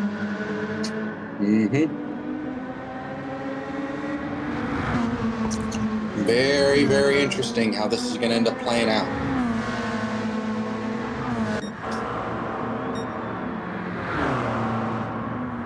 We're going to go through the field here. We've got Jeffrey in P1 in Group 1 and B. Pabst in P2. P3, we've got Flux Flare. P4, we've got Hot Air. P5, we've got McNaughty. Who is close on Hot Air still. He's under 5 seconds now. P6, we have Mr. Casual. P7, we have Jorge, our first in our Group 3 cars as we go back into the nighttime.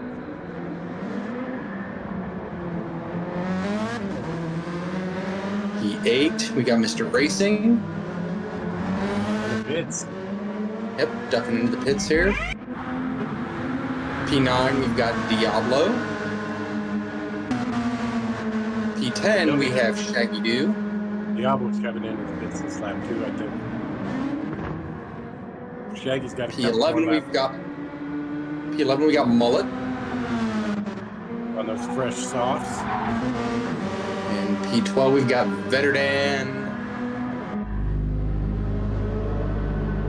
Diablo's coming into the pits. So why are we seeing a second nighttime schedule? Is this a 48-hour endurance race? Must be. You know, like,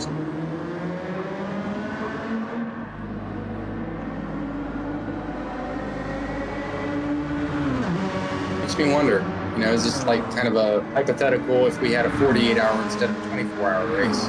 Right. Never expected to see this. Mr. Racing coming out of the pits on the Racing Hards, and he must just be doing one lap and coming back in because he got no fuel.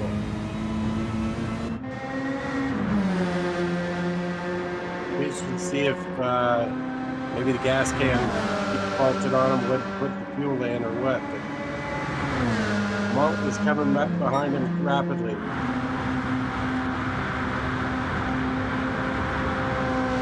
Mullet's back on the track on racing softs with a little bit less than a half a tank of fuel. Got Diablo, who is now exiting the pit. Let's see, he's coming out of racing softs, 3/4 tank. So he is definitely set to go, as long as we don't get any more weather. I know those skies look a little foreboding, boys. It does look a little gray up there, doesn't it?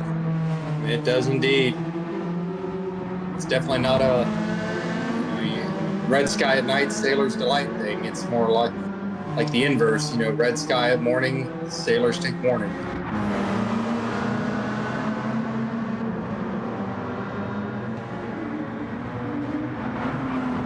Diablo around the turn here, trying to stick up close to McNaughty, using the draft as much as he can until the much more higher powered Group 1 car breaks it and continues on the lap that is McNaughty. Down into the chicane is McNaughty. Coming down into the hard right-hander before he hits the high-speed section.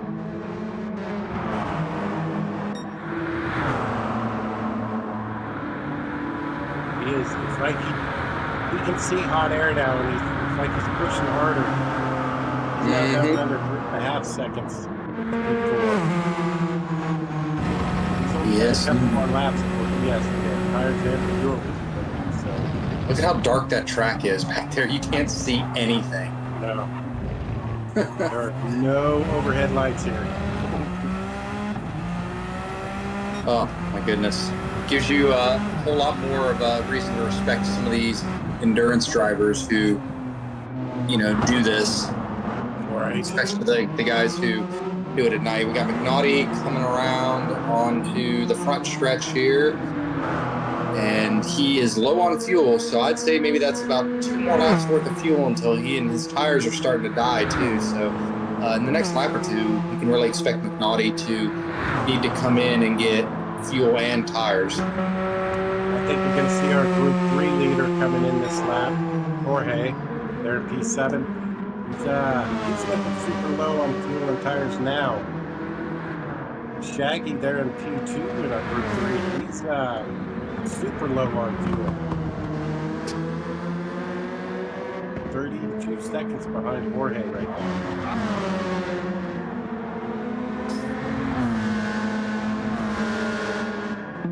I wonder if Mullet's going to come out in front of everyone else here. Yeah.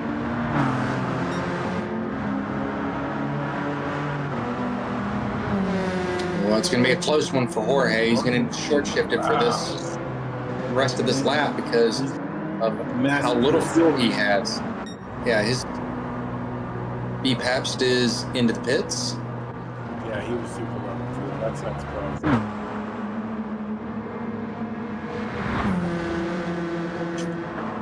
Shaggy's I don't know if he can make it, guys. Papa, what do you think? Do you think he is going to be able to make it around? Jorge? Yeah. Massive fuel saving. Oof. He's got to have that fuel map all the way. Massive fuel savings here. Mm-hmm. But I am not one to second guess what Jorge does. Yeah, he's surprised us in the past. Yes, yes.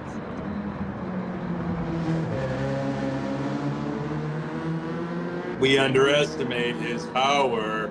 To make a Star Wars quote. Oh, Mr. B. Pabst came out on intermediates. We must have rain. Rain inbound. This is gonna throw Oh no, we're a kink in a lot. right. I mean, and honestly, maybe this is why Jorge stayed out. Maybe he wanted to wait until the rain actually started.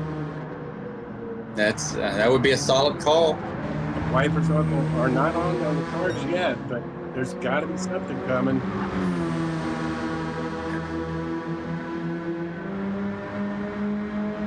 Yeah, look at Jorge just staying in 5th gear, saving all that fuel. He's down to nothing on the fuel now. He's got a 47-second lead over our second place runner right now, Mullet. Yep, there it is, the rain. You can see it coming down. Jorge times it perfectly. See, Look at that. that's why you don't question Jorge.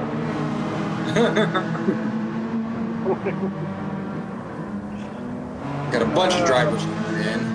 Yeah, we do. Shaggy is.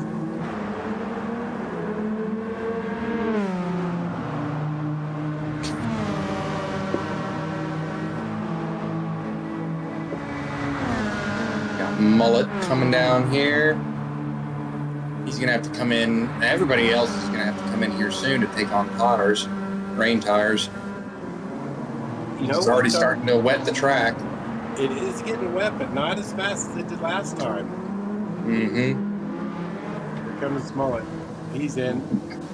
Yeah, it's already above, down at least in the pit road sector, above the intermediate, the line where you need to take intermediates. It looks like it's pretty heavy if you look at the camera work here. Yeah. That's coming down pretty good.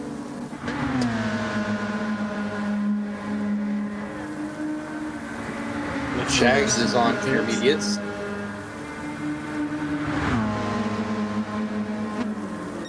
Mr. Racing at no fuel coming into the pits. Naughty's in. Jorge on full wets coming out of the pits here. Really good call, especially with coming up on 10 minutes left, or 11 minutes left in this race.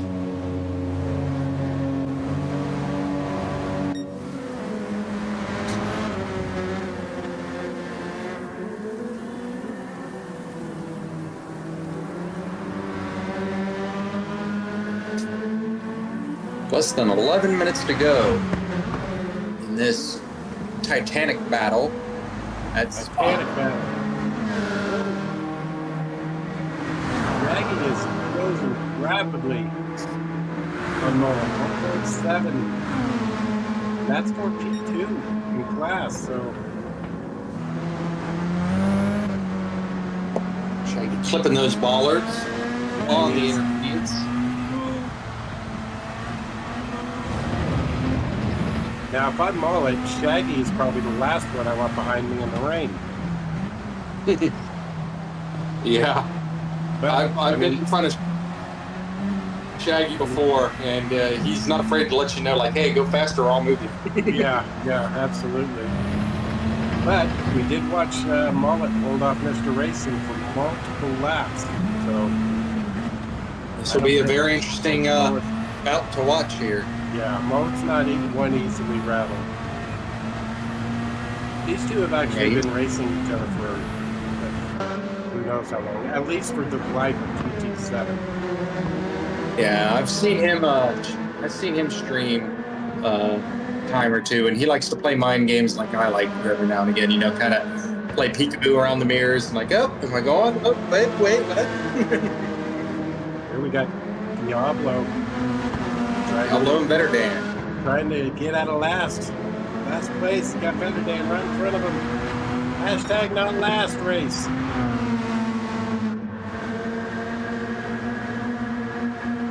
Shaggy hanging on to Mullet. And Jorge, I mean, 32-second lead.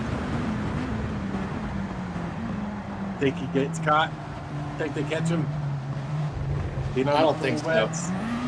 I think Jorge planned this out masterfully.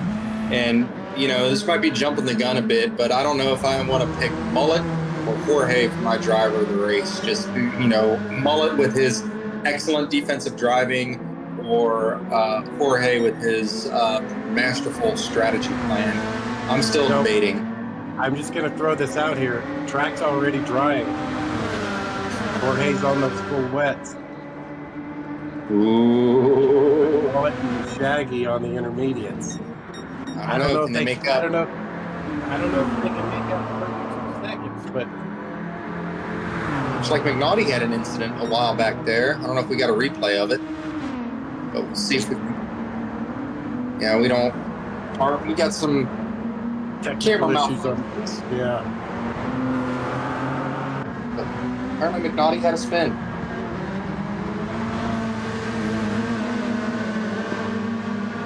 Just like our GT1 classes are on intermediates. Looks like Jorge is the only one in the whole field that came out on the full wet tires. And Mullet is closing in on him, but like I said, in 8 minutes, 7.5 minutes in the race, I don't know if you can make up 31 seconds in that time frame. Jorge would have to have a major self-destruct moment. Yeah, I would agree. I mean, 31 seconds is a massive gap. Coming up on 7 minutes to go here.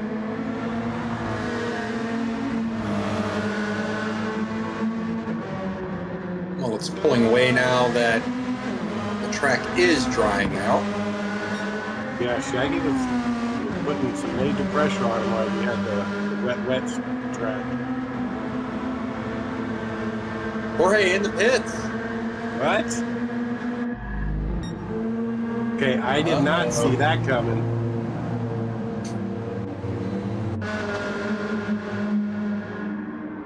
It's going to get very, very interesting. Yes.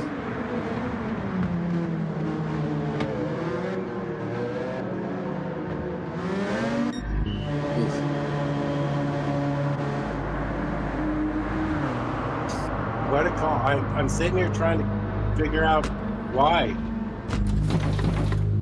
I mean, he was on the heavy wets. Yeah, but I mean, so you're only talking 2, maybe 3 more laps? I don't know. Oh, remember, don't block Jorge. Got him out. There goes Here comes Jorge. There goes Mullet. There goes Shaggy.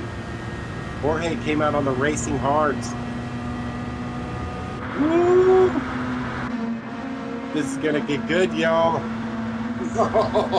This is gonna get good. Oh my goodness. We have just got to keep you guys updated on the GT1 class. Jeffrey in P1 does have over a 22-second lead over B Pabst, who has a 22-second lead over Flux for P3, Flux Flare. I mean, the GT1 class is pretty spread out. But this is your race right here, you guys. Mullet, Shaggy, and Jorge chasing.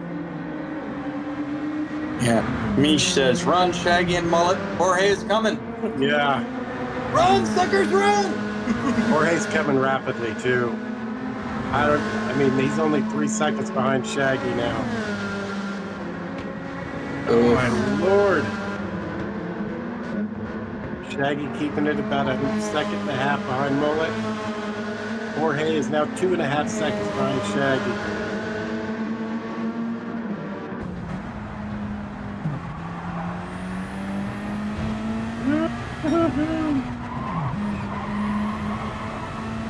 Got the sun starting to come up, it looks like.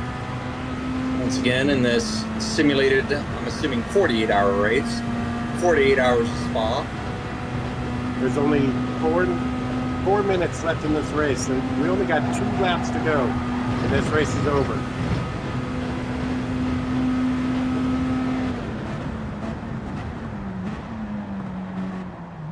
Man, to see the look on Shaggy and Mullet's face right now and the sheer concentration and intensity I'm sure that they have.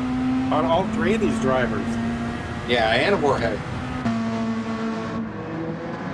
Because Jorge, even though he's catching him rapidly, he still has to stay on this dry line. I mean, we saw a couple other cars in the earlier race have to practice drying. I think it was Jeffrey, who's our leader, actually. It only takes a little bit of water that's really. Oh, Jorge just ran wide. Top of the Rouge. Got a little bit too much. Oh no, he's gonna have a second penalty. I think that might be. Oh my Lord! More drama! More drama! This is awesome.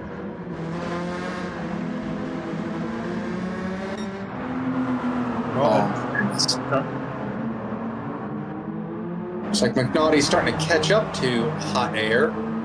Yeah, he has 3 seconds. 2.6.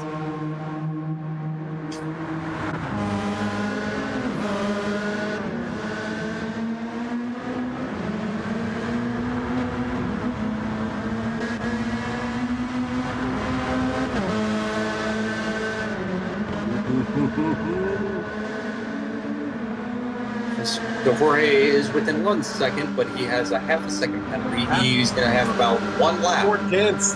4 tenths. 3 Try. tenths. Oh.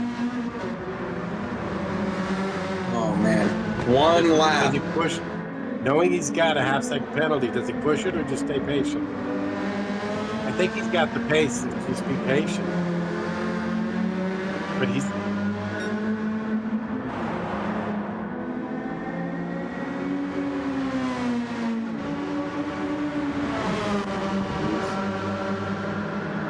All right, Jorge serves his spin.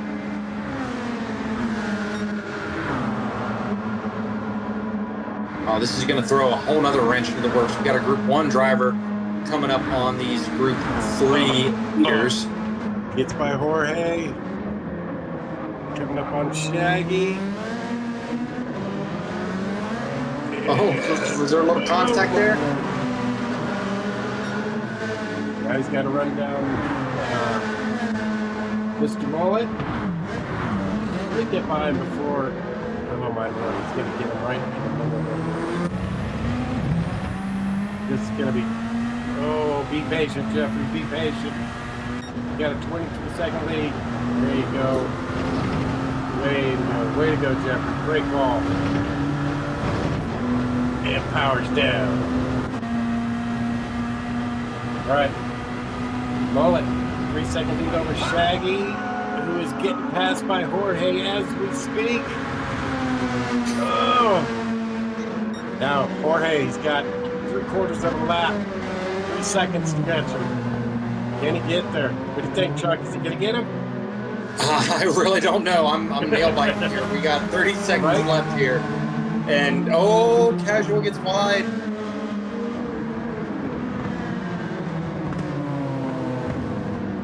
2.6.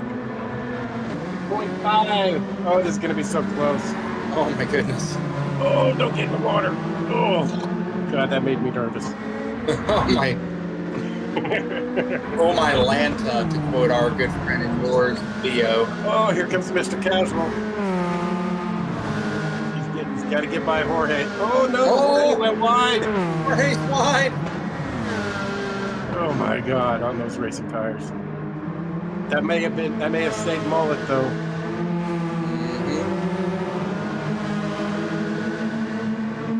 Yeah, I think that that cut course penalty really hurt Jorge. Oh, yeah, that half-second pen, yeah, I would agree. Oh, that's racing, man. That's racing.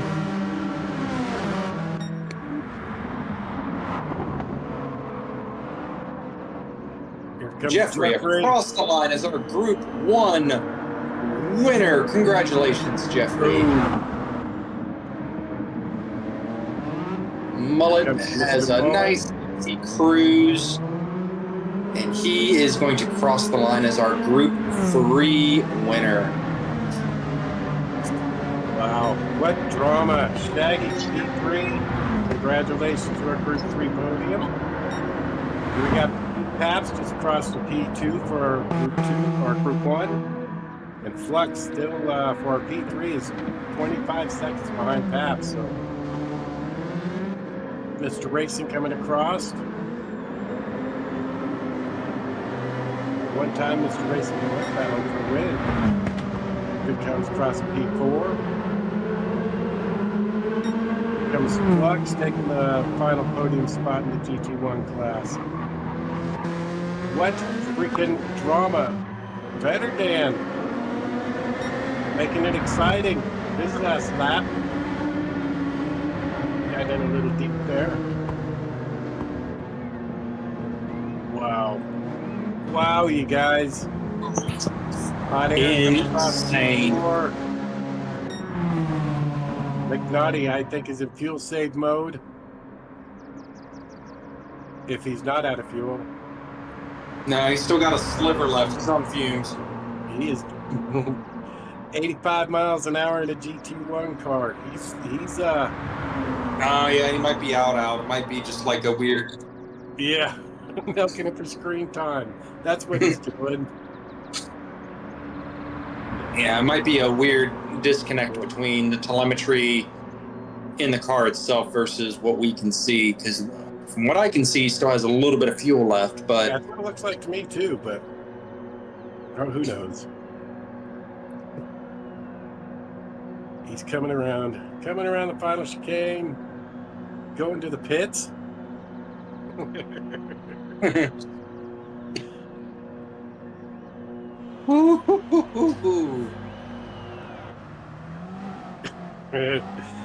He's playing the drama role. Is he gonna make it? Is he gonna make it? Will he make it back to the pits? I love this.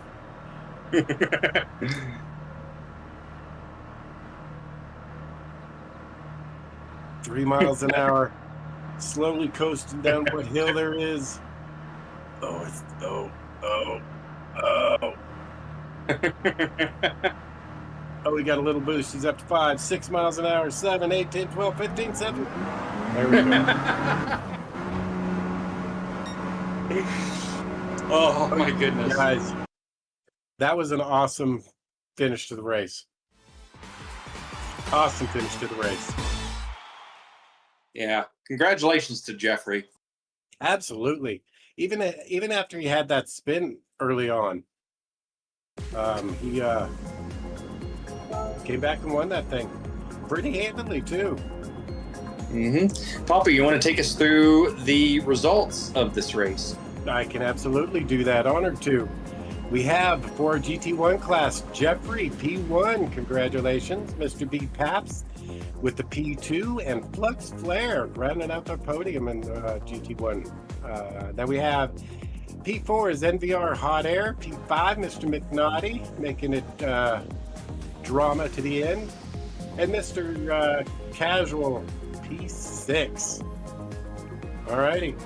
For Group 3 class, we have Mr. Mullet with the win. Congratulations. Welcome to the PHG World Series, sir. Jorge rounding it out, making it exciting at the end there. Coming in for P2 and rounding out our podium is PhD Shaggy Doo. Congratulations to those three gentlemen. Then we have Sector 7's Mr. Racing, PhD Diablo, PhD Better Dan, Oak, who had some early issues on, just couldn't get that car refired and fixed. So, and then Wid, who had some major issues and ended up with a DNF. But what a race! God, what a race that was! Love the finish. That was wild, guys. What do you think down in the chat? Let us know. How wild was that race? That was amazing. So I think it's time to nominate some drivers of the race, Papa.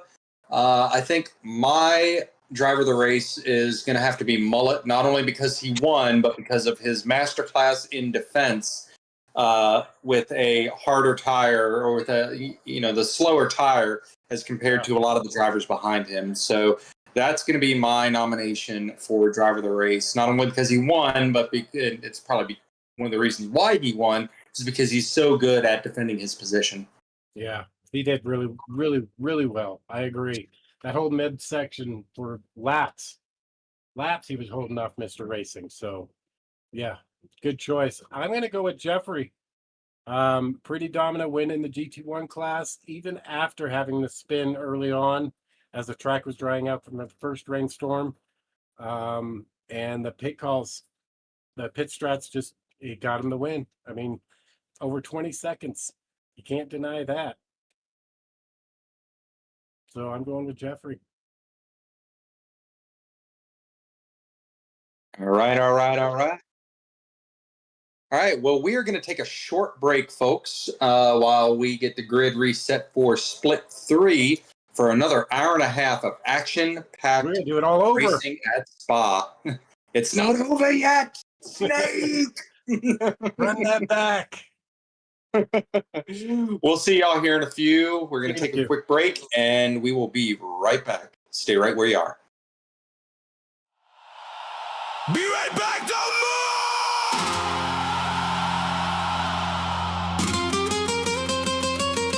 move! PHG World Series Season 4! Watch the lanes, hold the line. One more lap, then we fly.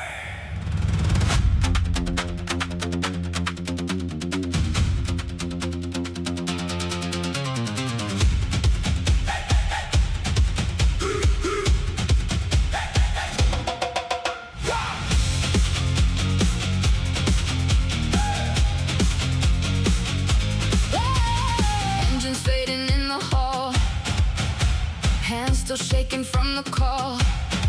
Tires hot, the clock stay mean. Every split cuts clean. PHG, PHG, hold that roar in your chest. PHG, PHG, we're coming back for the rest. PHG, take the lead. PHG, Chase the speed. one more round, We're back inside. PHG, burn tonight.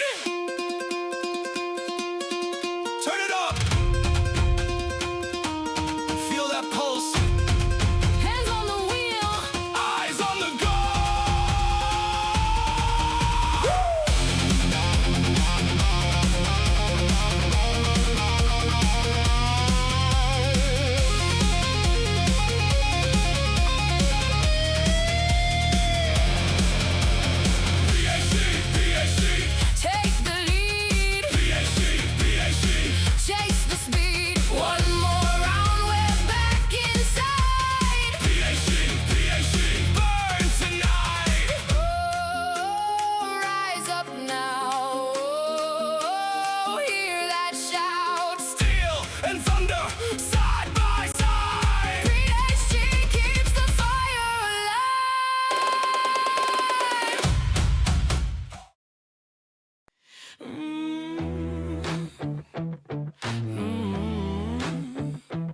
Strap in, feel the hum in your hands.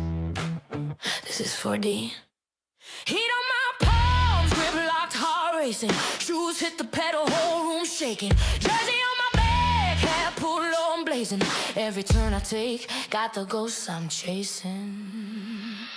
4D in my veins, feel that fire when I play, when I move, when I break, when I bang through the lane. 4D on my skin, when I lose, when I win, I'm alive in the light of the game I'm in. 4D, 4D, 4D. It's different. Yeah, that's winning. Grit in my voice, baseline under my breath. Glove print stamped on the wheel like a crest. I don't just play, I live it. Every stitch says get it. From the couch to the checkered, I'm the storm when I wear it.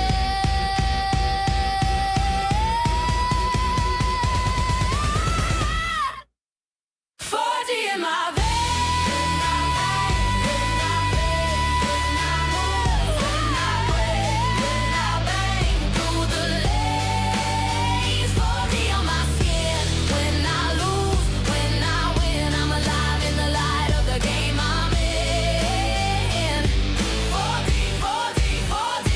Different.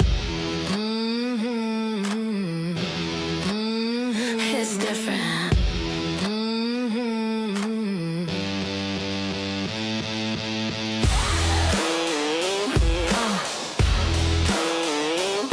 Yeah. 4D Racewear. Let 'em feel you drive. A disaster transforms your home into a place of chaos, where everything that could go wrong does.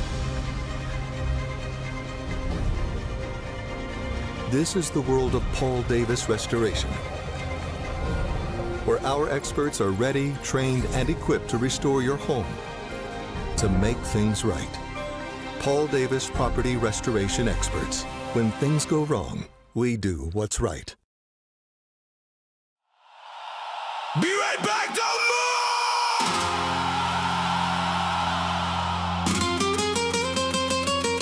PHG World Series, Season 4! Watch the lanes, hold the line. One more lap, then we fly.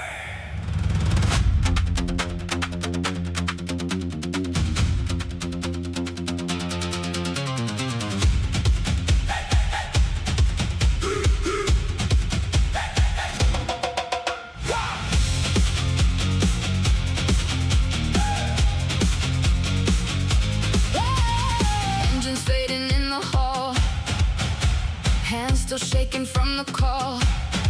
Tires hot, the clock stay mean. Every split cuts clean. PHG! PHG.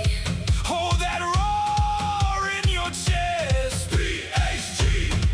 PHG. We're coming back for the rest. PHG! PHG! Take the lead. PHG! PHG! Chase the speed. One more round, We're back inside. PHG! PHG! Burn tonight!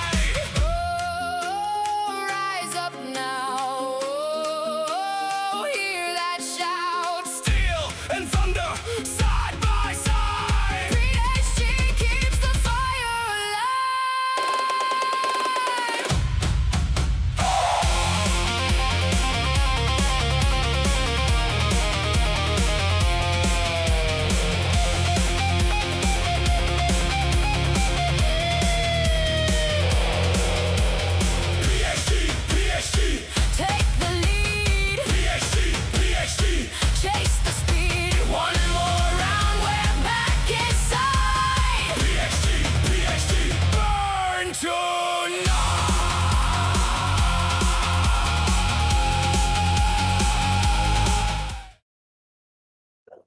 Welcome back, everybody. We've got another one for you. Another hour and a half of fun. The last one. That was an amazing freaking race. I love the finish of that race. The drama. Love the drama. All right, let's take a quick look at our poll for driver of the race. It looks like Mullet with a 42% of the votes wins driver of the race. Congratulations. Great job, Welcome Mullet. to the PHG World Series again, Mullet. Nice job. Great job, man. Great defensive driving. It's incredible how well you handled that Well car. deserved. Absolutely. Jeffrey with the second most votes at 33%, and Mr. B. Pabst with 17%, and Jorge 8% of the votes. So congratulations, Mullet. Well done, man. Well done. So let's remind everybody of our sponsors of the race here. And we'll get this next race going, man. So first off, we have Simnet. Simnet Racing is focused on delivering high quality, affordable sim racing hardware, highlighted to their SP Pro load cell pedal set, designed to provide precise braking feel, consistency, and improved control for competitive drivers. Built by sim racers for sim racers, their products strike the perfect balance between performance and accessibility. And please remember to use the discount code PHGWS for an 8% discount on your order. Next up, we have Paul Davis Property Restoration Experts. With decades of experience in residential and commercial restoration, Paul Davis Restoration is a trusted leader in emergency services, water and fire damage restoration, mold remediation, reconstruction, and large loss recovery. Their commitment to professionalism, rapid response, and customer care has made them a respected name across the industry. Boom. Now we got 4D Racewear, makers of the ultimate sim racing shoes and custom apparel designed for sim racing by sim racers. 4D sim racing shoes are custom engineered to connect racers to the pedals in a way no other racing shoe can, and still provide all the comfort needed for races just like this, the double and triple stints.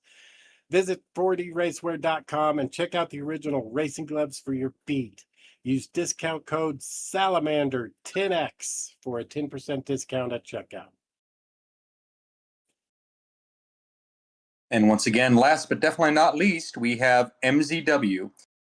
MZW delivers high-quality sim racing gear, including custom GT-style wheel replicas and premium accessories built for performance, precision, and immersion, especially within the Fanatec ecosystem. Boom. Well, let's kind of remind everybody what we're looking at as far as this race. In case you missed the first race, here's what we got. We have not a 60-minute race length race, but a 90-minute at Spa. Tires are at 2 time on the wear with racing hard required.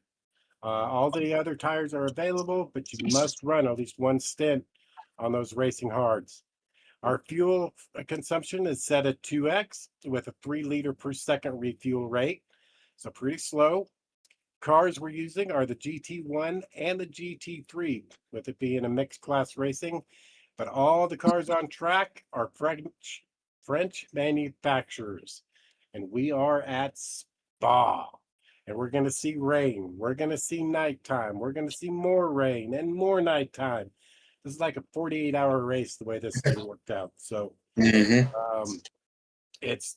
got another full field, 7 GT1s, 7 Group 3s. It's going to be an awesome race, guys. So let's see. You want to run the split, Chuck, or you want me to read them off? Yeah, I'll go ahead and read them off. So in GT1, we've got PHG Raider in P1, Corridor 71 in P2, NVR's Crew Lob 11 in P3. P4, we've got PHG Skellington, who just dropped down into our chat a little bit ago. BK2 Johnny Boy is next up. Looks like Shaggy Doo. Is Shaggy competing in this or no? He is competing in this, but he will not collect any points. Okay, so Shaggy is competing in this and not collecting any points. Then we've got Old Man Pip, who has not set a qualification time. For our Group 3/GT3 drivers, we've got NVR Maverick in P1, Speed Bump in P2, PHG Strychnine in P3, P4 is PHG's Nasty, P5 is Dan, P6 is PSUK Aiden Sayers, and then last but not least is Beavis75, who did not set a time. So just looking at this field, again, we've got some fast freaking drivers in this split. One I want to point out in our Group 3 drivers, we have Dan, who is making his first appearance in the PHG World Series. And this will be for just kind of give him a shout out. Dan is the son of the guy that just won our last Group 3 race, Mullet. So this should be pretty entertaining. Just see how this young man does. Yeah, like father, like son, I would imagine. Yep, probably. I think we all just need to hold on and watch.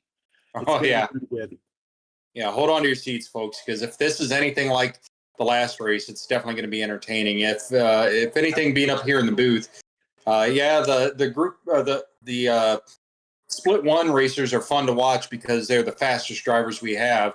But as it goes down to splits 2, 3, and 4, it feels like they kind of get bunched together a lot more, and it really amps up the intensity and some good wheel-to-wheel, door-to-door racing. What do you think, Papa?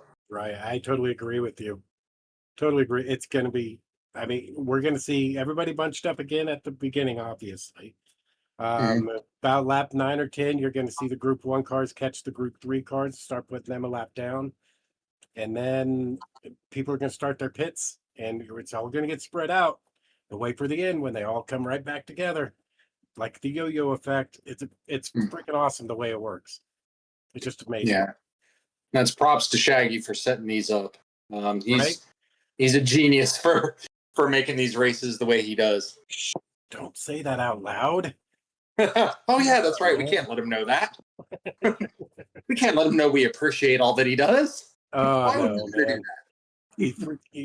Shaggy has been amazing putting these seasons together, and the work he does, the research to find the right car combinations, the tracks, and this. I mean, it's amazing. The work that goes behind it all, it's just amazing. I can't thank him enough. Mm-hmm. Indeed.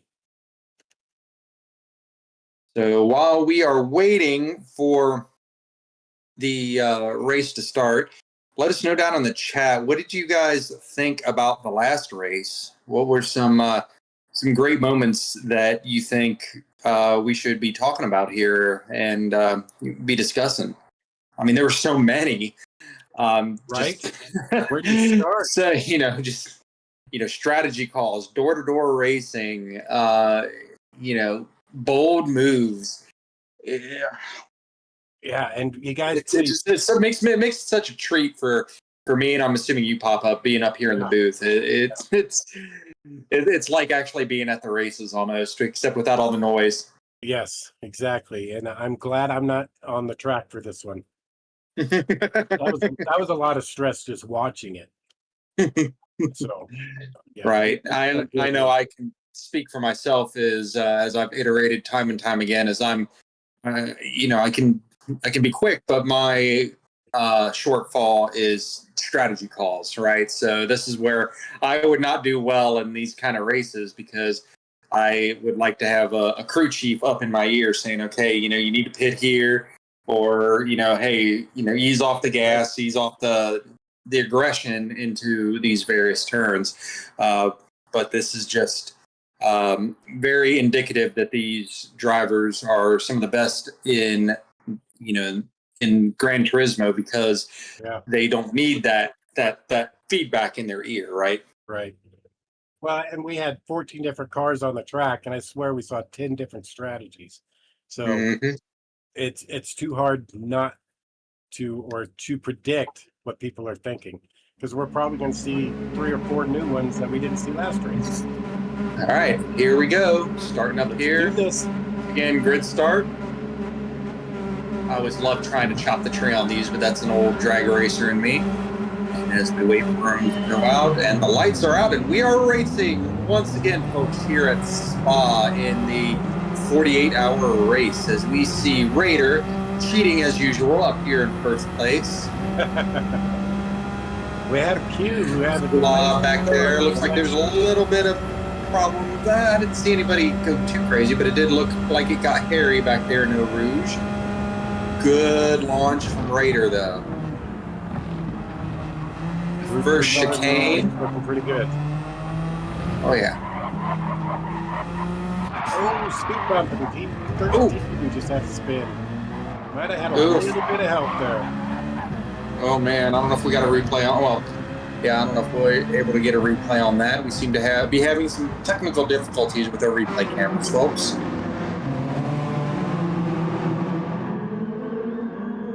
And then another driver up in the wall there. Who was that back behind in P7, I think it was.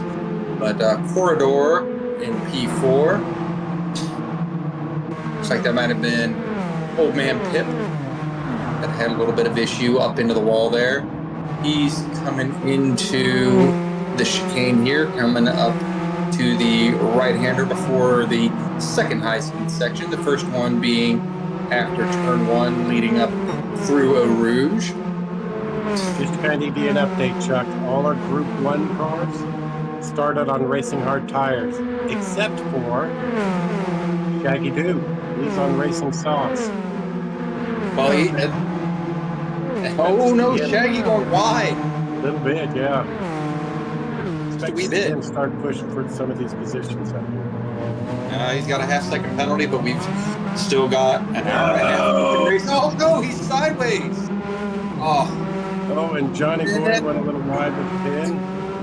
oh. And you know, it's probably got to do with a lot of the fatigue too, coming from Shags, because you know he did just get done racing for a good hour and a half in highly stressful conditions. So, yeah, that can definitely wear on you. I'm sure we can all agree that the longer the race rolls on and the amount of variables thrown at you, it wears on you more than people realize. Oh, yeah. Yeah. Like I said, this is the second race in a row, so. But we got Strychnine on racing softs, leading Group 3 Brigade. Dan, Mini Mullet, right behind him, also on racing softs. But right on his bumper is Maverick, who is our pole sitter in the Group 3 car. Is getting passed by Q at the moment, who's also on racing softs. Oh! Tried to make it 3 wide in there, just couldn't make it work. Maverick able to get by Q and Dan, it looks like. Oh no. Nope, Dan still. No, he did get by Dan. Sorry about that. I got confused on what I was looking at.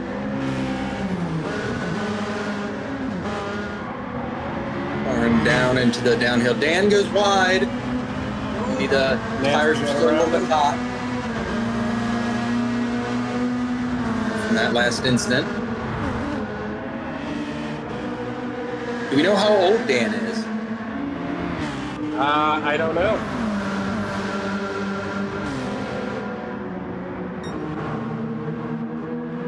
Let's see here. Old man Pip. Right up into that draft of Jack Skellington. Comes into my chat every now and again. He's working nights now, so not as much as he usually is.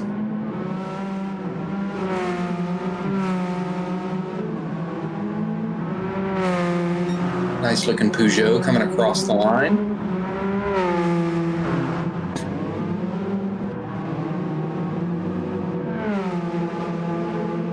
Corridor trying to hang on to Krulop here.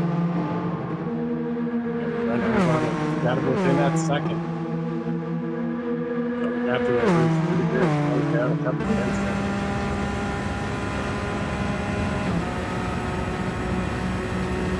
well with it right now. Oh yeah, you can see it too. You can see him just slowly closing. Yeah.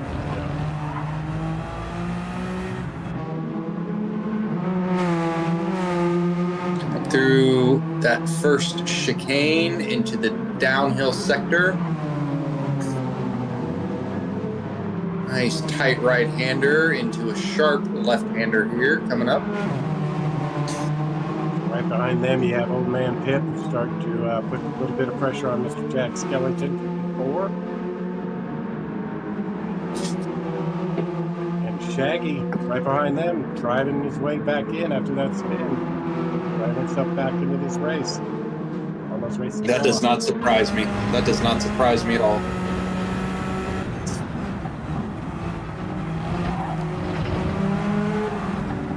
Oh.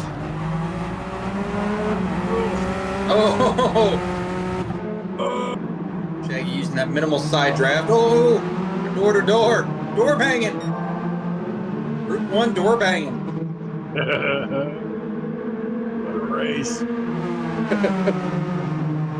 Shaggy getting the drive off, gets by Pip quickly finally. Sets aside on Mr. Jack Skellington.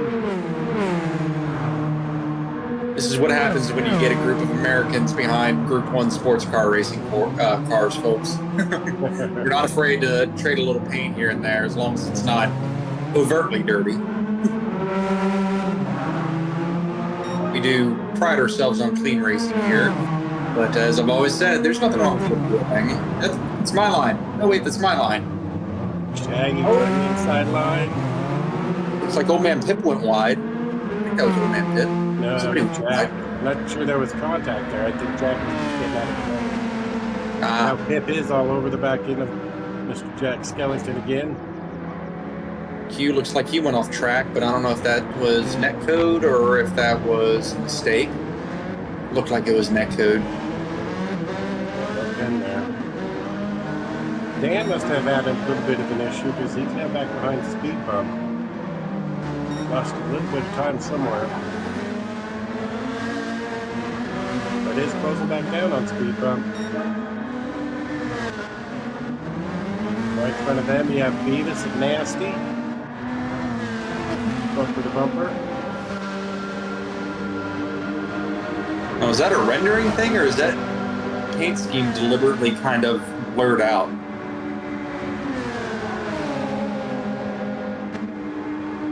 Maybe the liveries are a little bit messed up in this lobby. We can't see them clearly.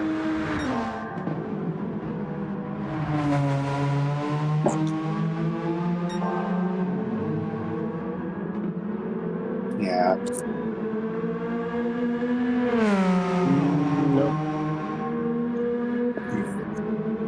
So unfortunately, we can't give you some good livery paint scheme displays here. It appears there might be some kind of a glitch or an issue within the game that it's not showing us the various creative paint schemes of these drivers. As we see Crew Lob coming up into the final chicane, as well as Jack Skellington and Old Man Pip. Well, I can tell you on my camera that Jack Skellington's really hard to see because he's running a camouflage scheme. It's kind of hidden.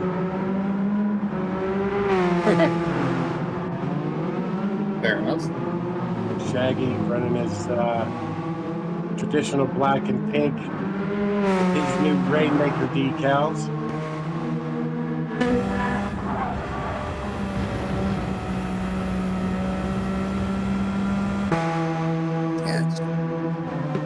That's really strange. It seems that Shaggy, the guy running the lobby, his paint scheme is showing up, but most, if not all, the other ones aren't. I don't know. It's, once again, just a glitch of the system. Unfortunately, nothing's perfect. First world problem, right? Johnny Boy is in the pits getting off those racing hard tires. We got rain coming already? This seems early.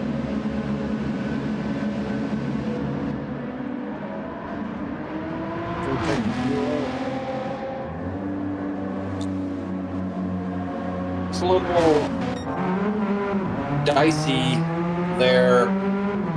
Backstretch, looking back. towards the rest of the track. He coming back out on the racing mediums.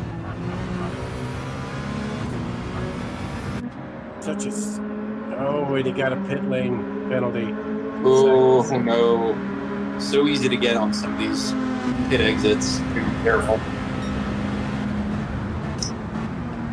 You know, you get kind of lulled into that brief break and false sense of security when you come into the pits, and then all of a sudden it's like, okay, I got to go back to it. And you know, you make a little mistake, and well, 3 seconds.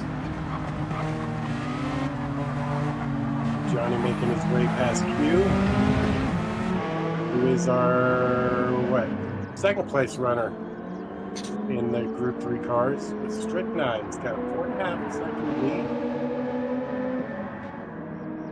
About 5.5 second lead over Q. Strychnine doing really well, making those softs work for him, taking advantage of them. Q is also on softs, but not quite as the pace that Strychnine has right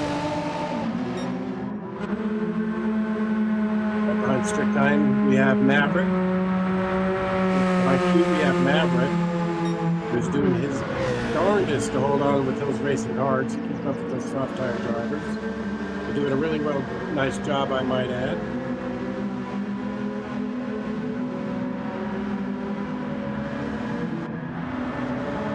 So we got Beavis. Oh, interesting. Yep. Then we got Make the Beavis pass here, some nasty. RS01.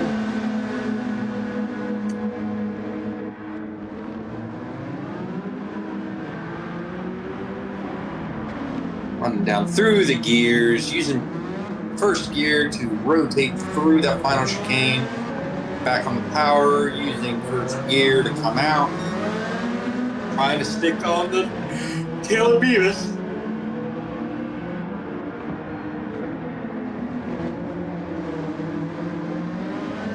We got that race for hashtag not last between Dan and Speedbug.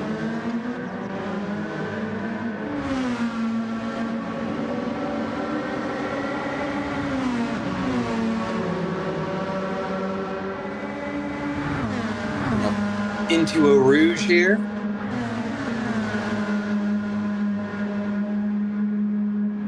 And latched onto that draft of speed bump. Oh, half-second penalty for Dan. Ouch. Shaggy, he's worked his way back up to P3. And put some pretty good pressure on corridor. It's probably a good thing with that spin that Shaggy was on the racing sauce.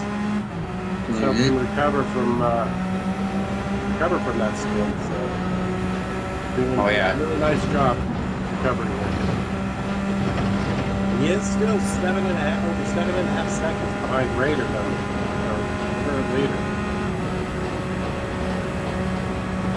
Who, speaking of Raider, will probably be catching the Group 3 cars here in about the next lap and a half or so.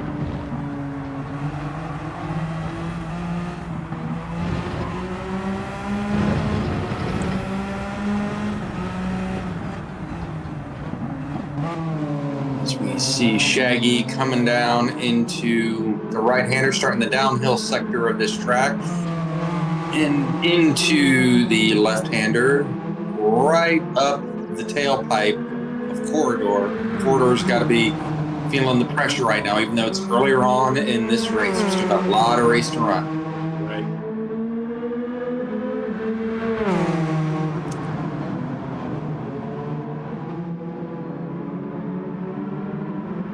Nice clean pass and safe pass by Shaggy. Kudos to Corridor for giving him the room there on the outside. Shaggy sets sail out to Raider. Under 7 seconds now. Goes pretty quick. Yes, indeed. Second high-speed section as Shaggy screams through there.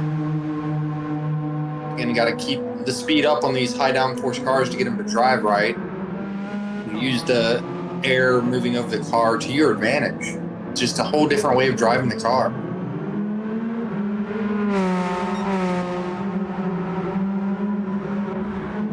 Crossing the line here. Got Krulov crossing the line as well. Current fastest lap is Shaggy Doo at a 2 minutes 4 seconds, .426. Yeah, he's under 7 seconds now to Raider.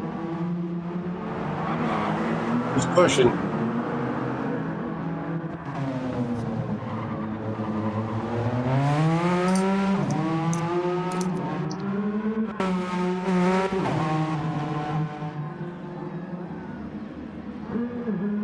A little bit of neck code there. Johnny Boy jumps back on the track.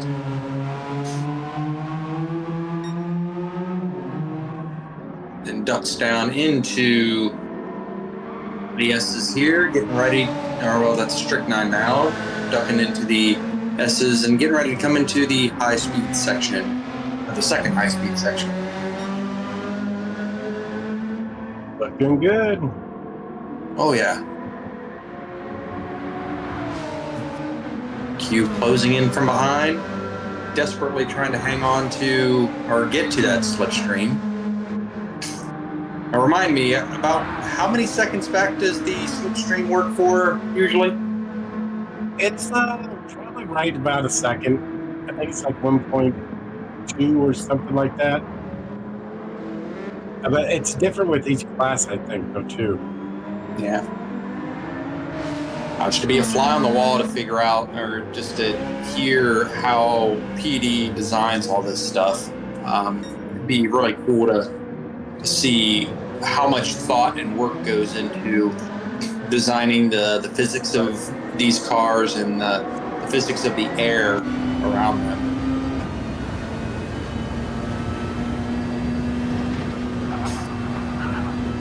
See sparks flying as Q goes up through Rouge, right behind Strychnine. Well within the slipstream, well within the draft.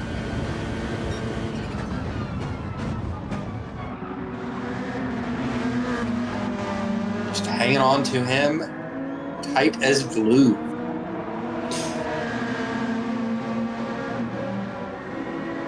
Getting ready to make the hard right-hand semi-hairpin here. Starting the downhill sector of the track. Down to second, up to third. Using, oh no! Q, oh no! RIP. Ouch, Q. RIP, Q. I've just pressed F to pay respect. So it looks like we got an in-race reporter down here in the chat, and Jack Skellington, aka Jack of all trades. He says rain inbound. Rain inbound, thank you, Jack.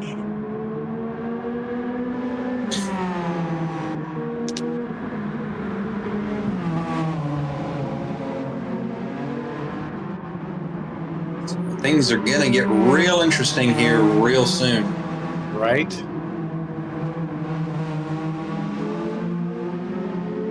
Porter passes Nasty nicely. Once again, multi-class rules state that the faster car is responsible for making the pass safely, while the slower category of car is instructed to maintain their line in a passing situation. Yep, be predictable.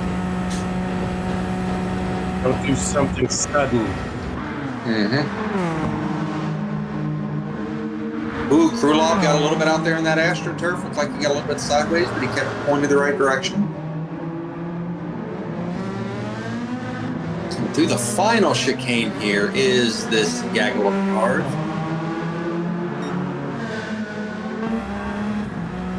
Krulov using that slipstream from speed bump, giving himself a little bit of an advantage to the rest of the Group 1 cars behind him.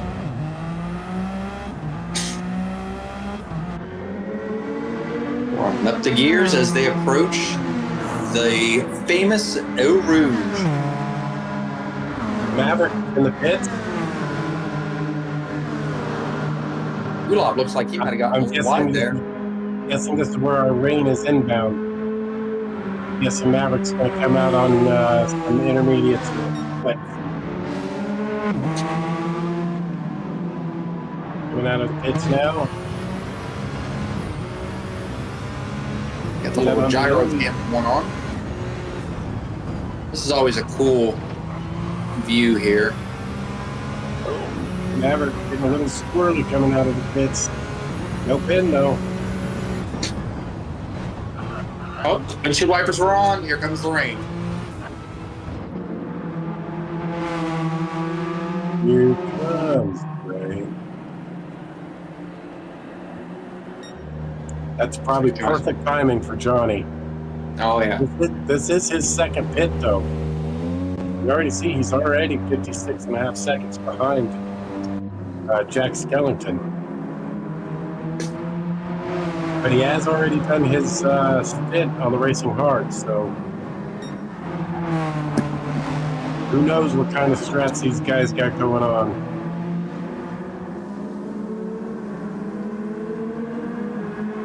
We transition into our first nighttime sequence.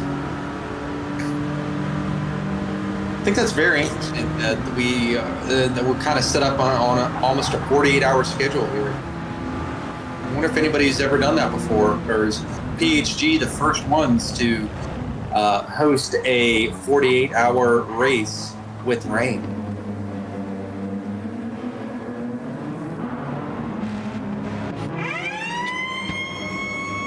"48 hours of game time," obviously.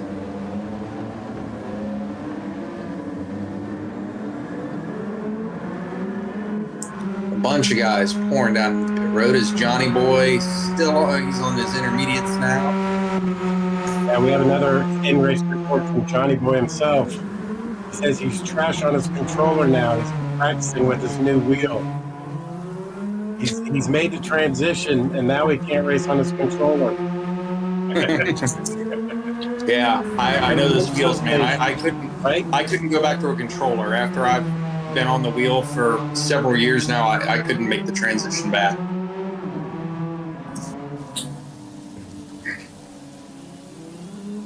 So Johnny, he's probably, between controller and wheel, he's probably right in that transition where he's not where he wants to be with the wheel, but now it's a completely different driving style with the controller. Probably right in the middle of those two, and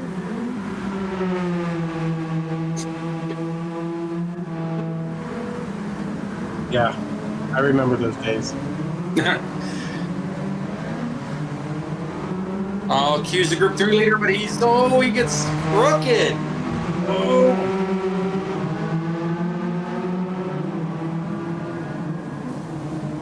Hold on to the Q.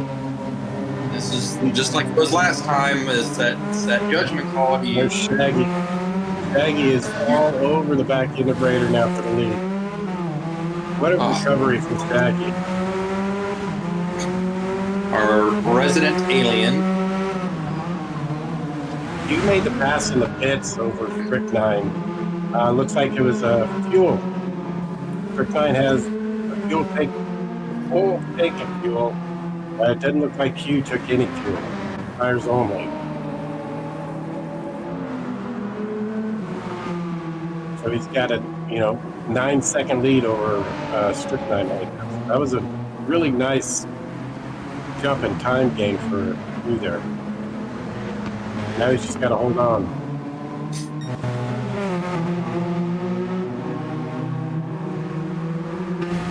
We got Raider coming down into the second high-speed section here. Clearly cheating his way through things.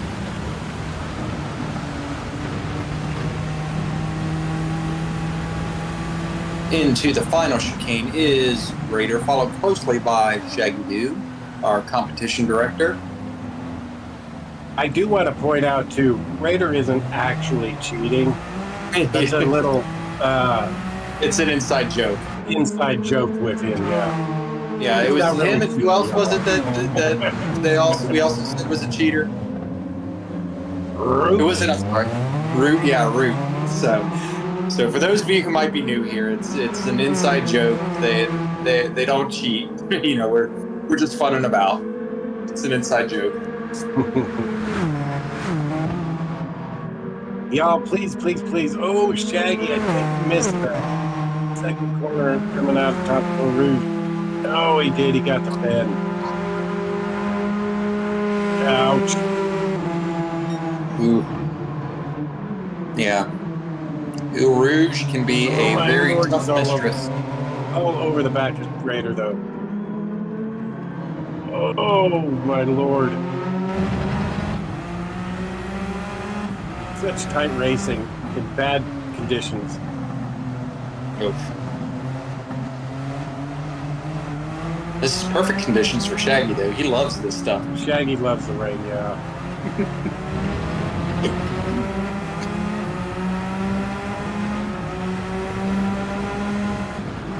Got 22 down here in the chat. Make sure you smack that like button and hit subscribe for our friend Salamander, who is in our ear as the broadcaster for this. Sal, he's our man. You like what you see? Go the love, Yeah. man. Yeah, if you like what you see, stick around. You know, we got a bunch of us who broadcast and stream and do various other things. Oh my goodness. Inside line. Shaggy's going to have to serve the penalty here, though. Yes, he does. Shaggy's a very aggressive driver, and I respect that about him.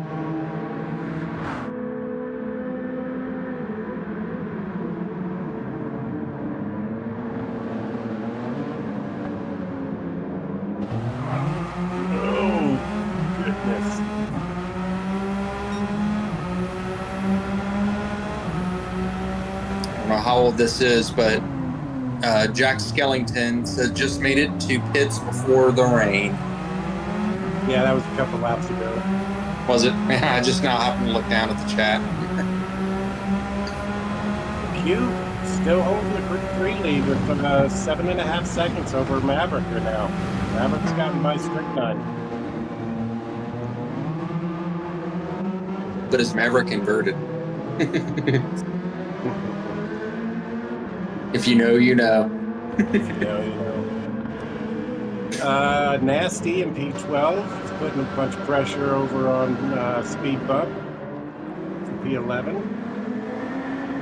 Who has beat is just over a second behind those two. See him there in the background. Coming down around turn 1 up to Eau Rouge is this group of split 3 drivers.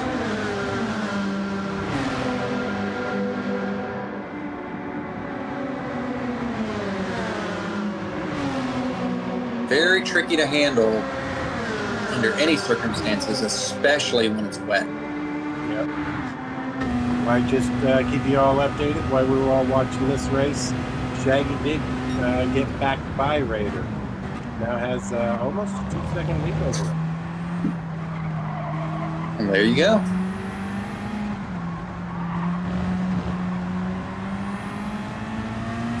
Shaggy doing what Shaggy does best.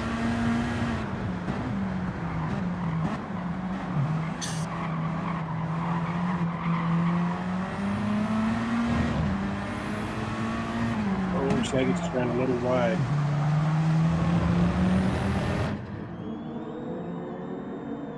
And he picked up another half-second pin.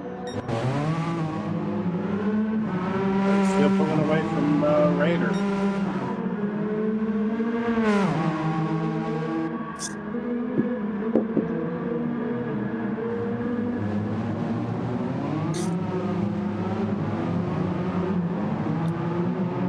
Here comes some of the Group 1 leaders up through Eau Rouge. Let's keep an eye on them for a second here. Shaggy's got a pen, but let's see how they navigate this under the wet conditions, and they seem to get through very nicely. Very high-speed sectional. Corridor goes a little wide. Makes the pass an old man Pip.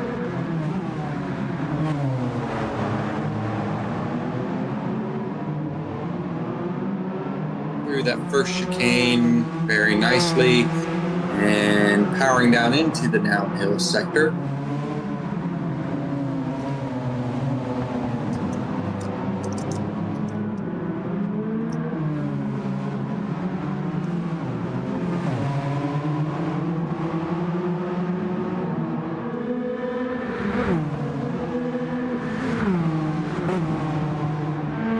and following them down through more of the twisty parts of the track here. We got Raider screaming up into the big chicane.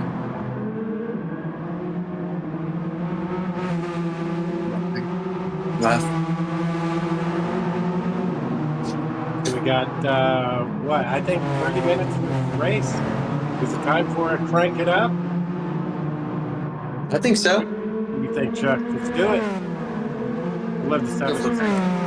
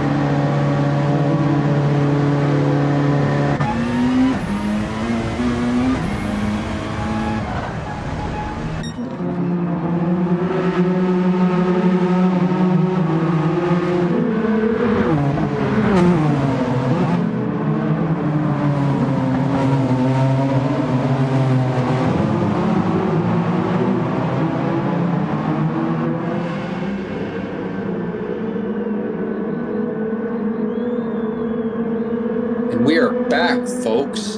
After a round of pit stops here, you've got Raider in P2 in the Group 1 class, chasing down Shaggy Doo. A little more than a half a second difference between them. Thor following shortly Shaggy, behind. Yeah, Shaggy had a 2-second lead at one point over Raiders. Raiders found some more pace as this track started to dry out. Oh, yeah. But once again, there's also that challenge of a nighttime racetrack, and the only thing you can see is in front of you is your headlights.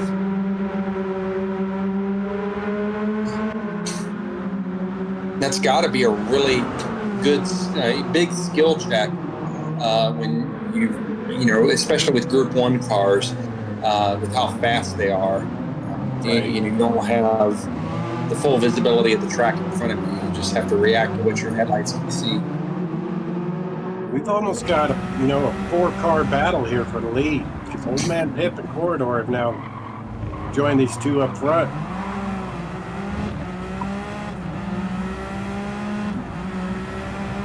All 4 cars are still on the the intermediate wet tires. So Kulop into the pits, coming off his intermediates.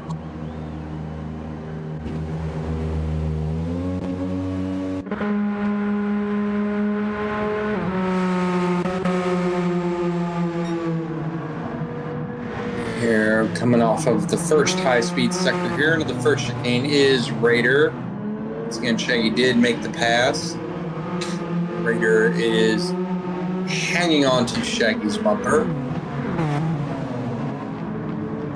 in that draft, followed by almost 3 seconds behind by Corridor. They got a good little distance between them, and about a half a second behind is Old Man Pip on Corridor. That might be a bit too battle to watch there. Coming up on lap traffic here, Shaggy Doo and Raider passing the first Group 3 car. Raider making a move on the inside. Raider making a move on the inside here with Shaggy and makes the pass.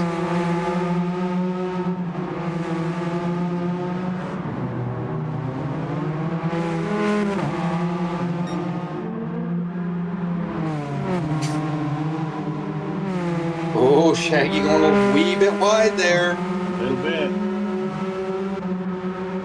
Those curbs are still going to be real dicey. That's a gamble using them.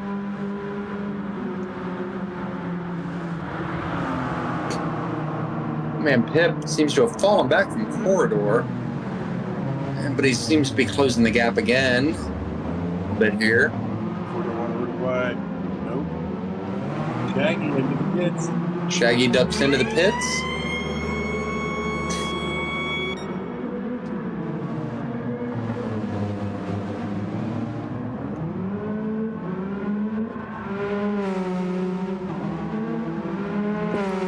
Got Corridor and Old Man Pip on the front stretch, and going back with Mr. Krulov. He is on racing medium tires. We'll see what his strategy will help him out with. Sometimes slow and steady can be a little bit better, and instead of just going, crazy with your pace, especially with endurance racing like this.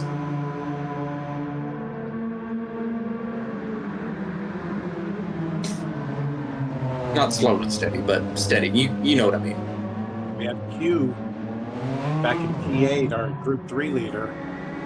He's probably going to be pitting this lap because as it's coming up now, but he's almost out of fuel. But he's got a super healthy lead over Maverick, who has already made his pit. So he's got over a minute to Maverick. Beavis should be coming in. All right, Beavis has plenty of fuel, but his intermediates are looking a little more as Q comes into the pit.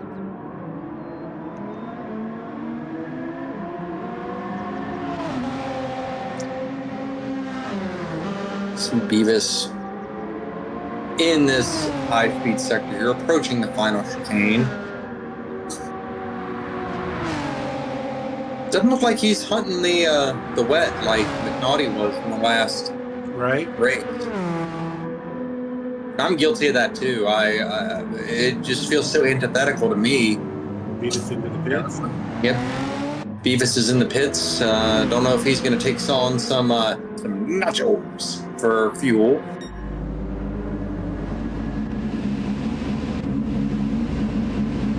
Everybody that's on the intermediates looks like they were coming in, getting off those wet tires, getting ready to put some racing tires back on.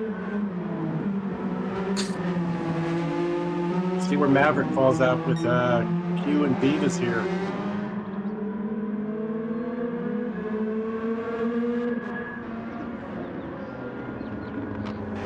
Comes around turn 1.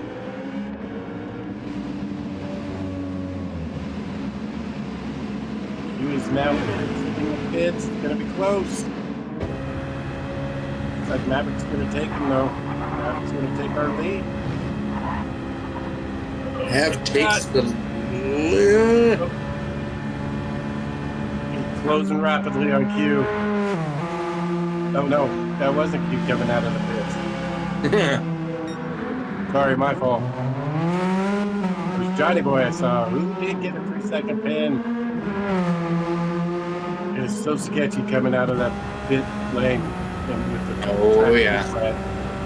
Yeah, especially pit lane because you've got these cars driving on the track proper, clearing off all that water and letting it evaporate. Yep.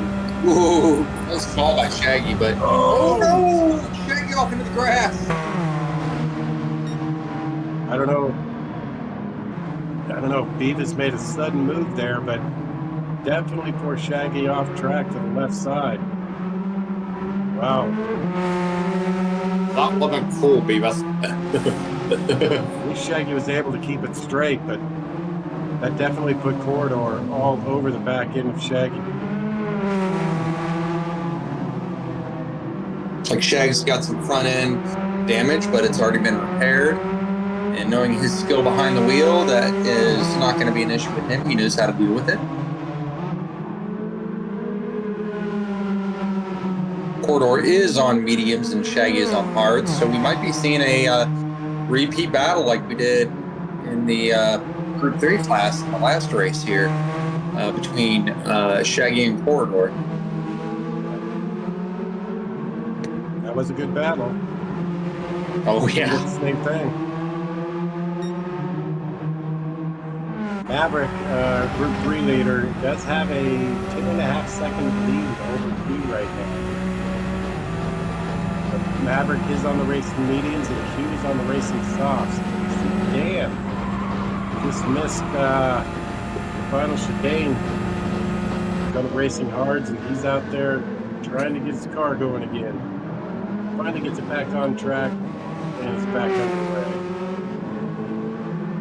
Once again, we do have 34 likes and 22 watching. If you haven't yet, please hit the like button. And if you feel so inclined, hit subscribe if you want to see some more racing action. Our current broadcaster has his own league series called the Joker Series.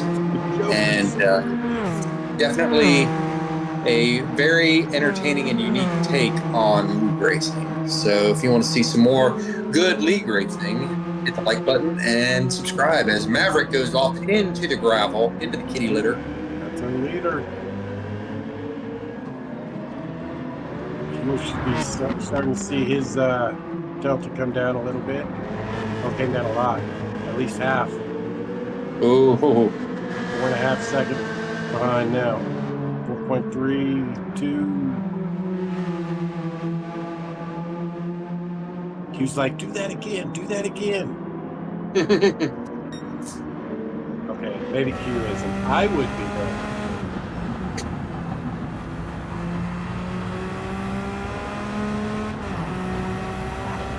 Raider does look like he's catching up to the back of the pack of the or the front of the pack of the three cars.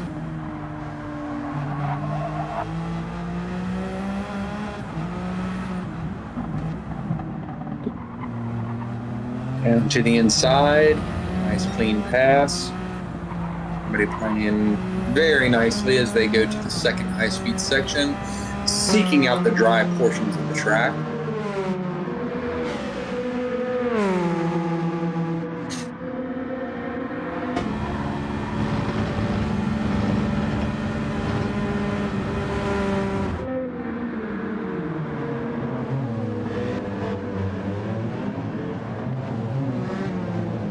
Through the final chicane is this gaggle of cars.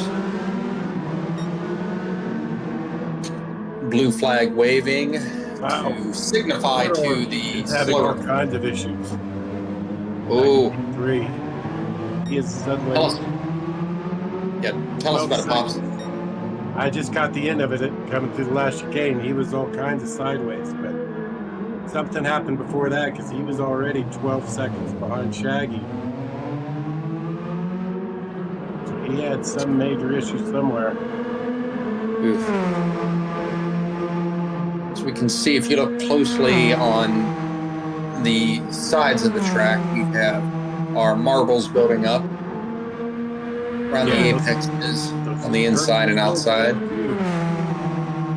So we are 46 minutes almost into this hour and a half race.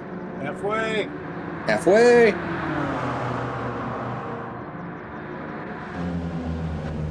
Oh, Jack Skellington, some problems back there.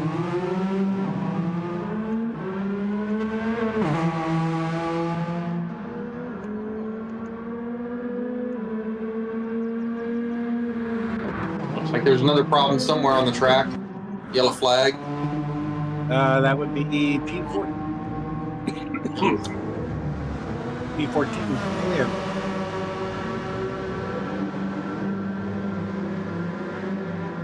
Oof.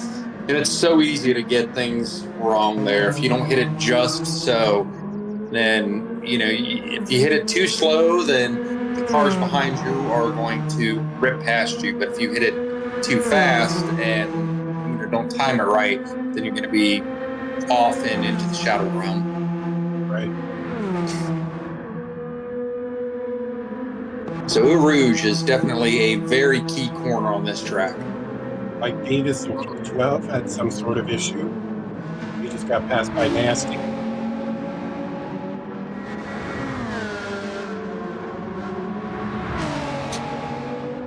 Damage all along the front end of that car is Beavis. It seems to have healed up now, though.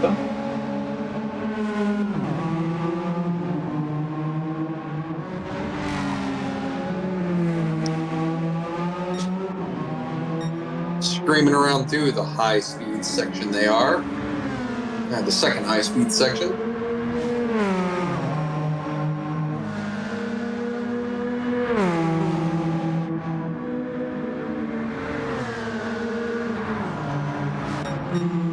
Into the downhill section is Shaggy Doo.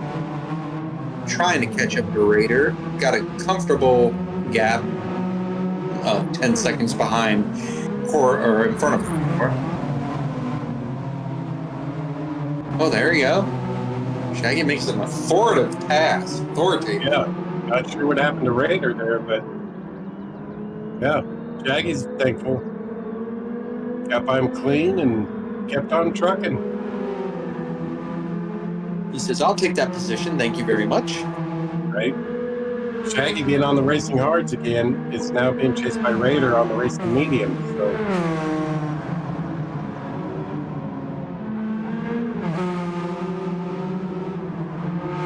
again, all it takes is just a little touch of these curbs still. They're still wet, y'all. Gotta be careful.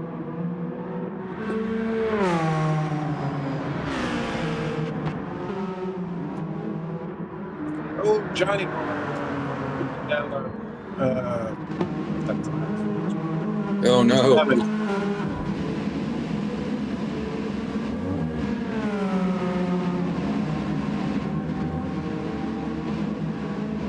I've spun out so many times right there. Oh. Yeah, it's... He's got front end damage, rear end damage, right side damage. He's got all the damage. Yeah, almost. He has major problem. Staying out of the way. Nice job, Johnny. Oh, and it looks like Speed Bump just had an engine failure.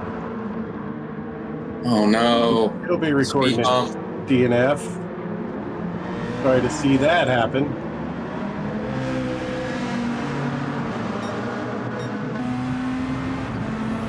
Again, that's racing, and that's also internet racing, right?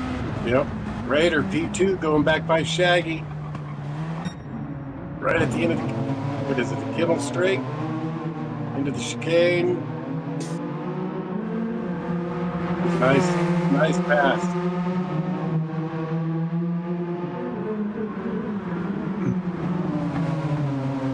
I have to assume those racing medium tires gave him a little bit better drive coming out of Eau Rouge. Down that straight. Then you just matter of using the slipstream and getting right back by him.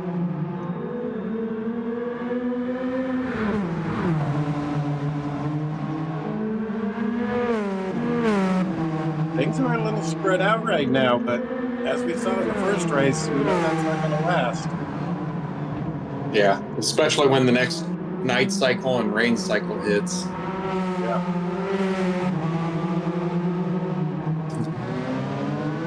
Q has caught up to Maverick for the lead of the Group 3 cars.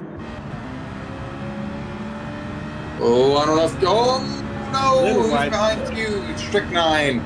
Into the wall. And No, that wasn't You might have- Strychnine. That must have been Johnny Boy. Okay, sorry. So you might have picked up the penalty too. Looked like he went a wee bit wide. nope, stayed safe. No pen. Stewart's being generous.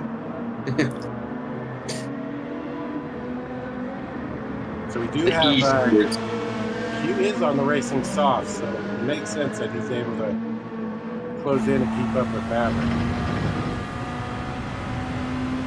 He just has to, he's got probably about 8 more laps he can run these softs on. He's got plenty of fuel.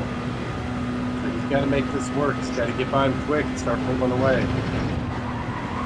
You got to break the slipstream as fast as you can so Maverick can't hold on to him. Which, with Maverick, that's way easier said than done.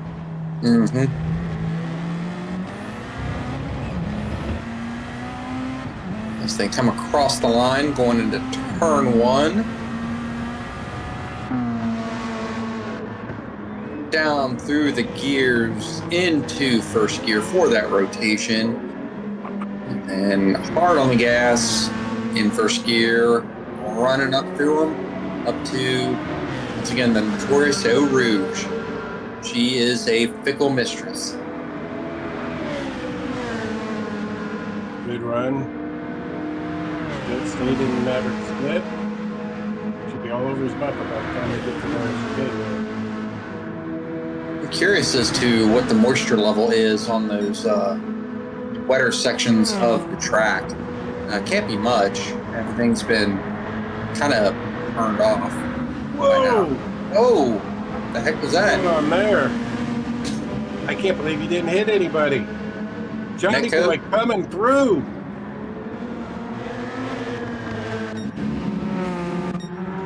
There he goes. Oh no, we got another engine failure. Too much RPM. Mm-hmm. Just blew the engine. Yeah, Wow, I I can't believe he didn't hit anybody going through that. sent the piston up to Venus. Yeah. I jumped. I did that once in real life myself. Almost sent a piston to Venus.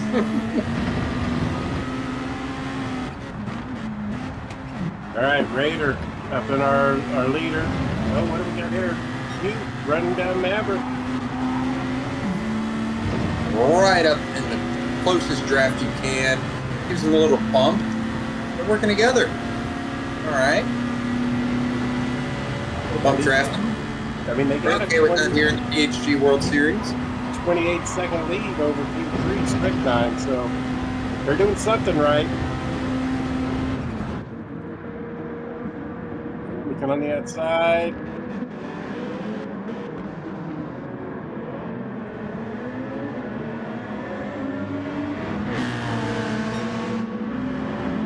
If he can stay this close by the time they get at the top of Eau Rouge and onto that Kimmel Straight, then should be able to get by him pretty easy. Yeah, he's all over him. Oh man, look at that.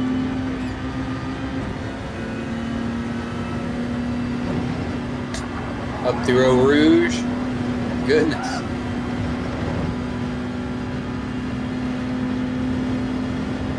Got Jack Skellington coming right next to these guys. Well done, y'all. Oh, Well done. trying to catch that little slip, extra slip.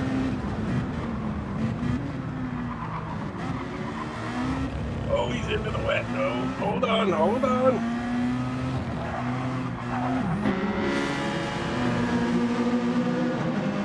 Oh, well done, well done. Yes, He gets indeed. pass made, but that was good racing. It makes things so hard when you got those GT1 cars coming up. You're in the middle of your battle. You've got to be mindful of the faster car coming behind you.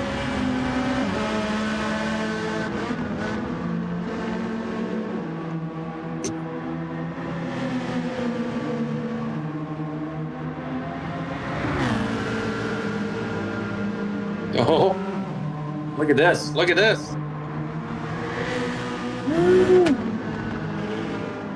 Some door banging going on here, folks. Side by side.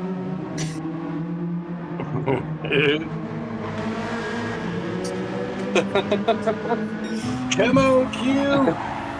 By the My miles line. an No, it's hour. my line. No, it's my line. Give me my Oh, line. no. Get off that green stuff. Woo. AstroTurf bad. Oh, Looking up the inside. Gutsy move here. Gutsy move. Gutsy move. Oh, got it done. I think Matt gave it to him. I think Matt backed off a little bit there. Wow, that was intense. Oh, man. Gave him a little shot. bump. Oh. Oh, he's going to get the spot back, though. Yeah. Well done, Maverick. Well done.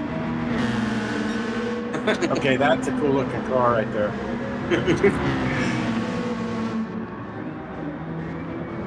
What do you call that? A Citroen RZ? Citrus. Arson? Yeah. Citrus. There you go. Well done, production. Well done. Citrus thing. Citrus.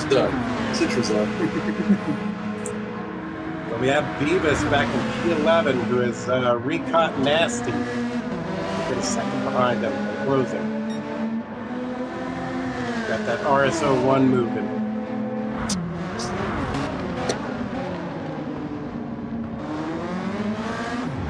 If I remember right, in our first race, all the Group 3 cars were the RCZ, weren't they? Yeah, I think so. That was like kind of the meta, right?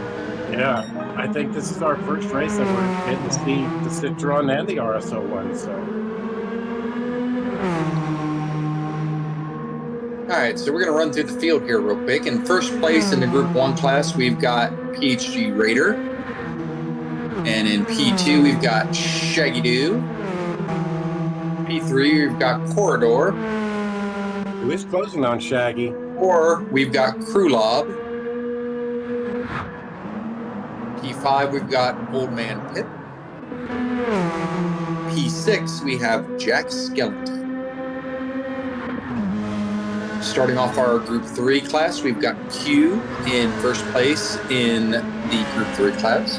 As he gets into the crazy freaking Stop doing that, Q. AstroTurf. You give me a heart attack.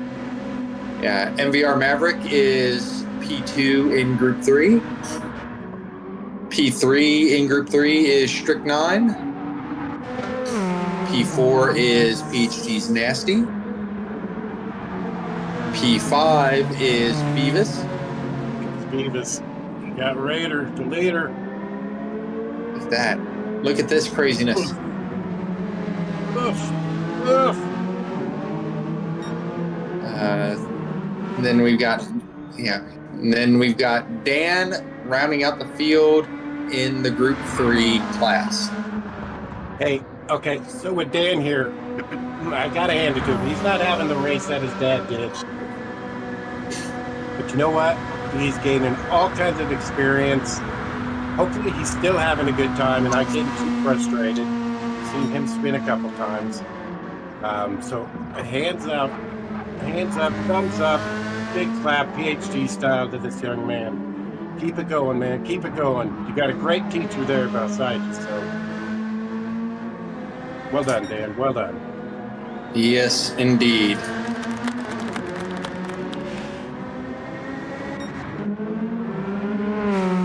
Just takes time to learn and said it, I think. I said it before and I'll say it again. We're all still learning. So.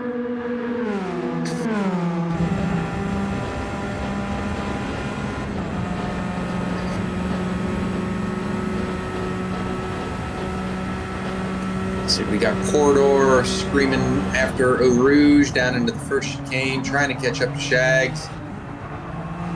Hopefully, little baby blocking into this draft here. There's no trying. I think he's pretty much caught him. Yeah. But again, Corridor is on the racing mediums.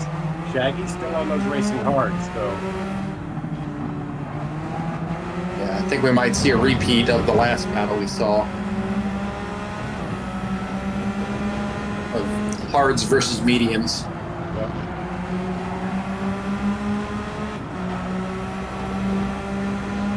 Lap traffic coming here. Yep. Strip 9. Oh. Oh. Gotta be patient. Not many places for time to go. Oh. Oh, look at this. This is crazy. Man, I hope these guys are having fun racing this, because this is so fun to watch. I'm glad I'm not racing, but man. So many short clips available that you can get from these races. My goodness.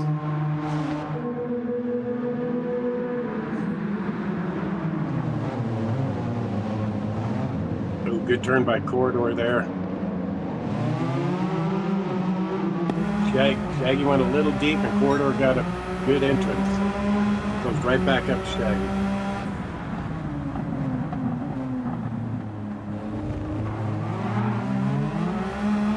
Powering out into the first high-speed section, up into Eau Rouge. And these two fighting and getting by lap traffic.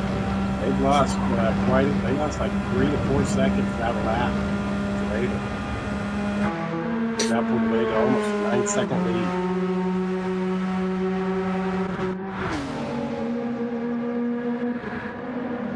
Oh, what the heck happened back there?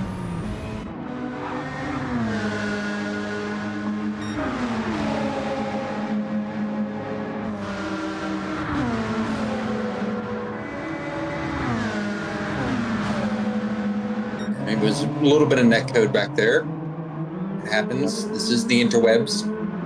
Right. Corridor all over the bumper. Shaggy's still trying to make that pass.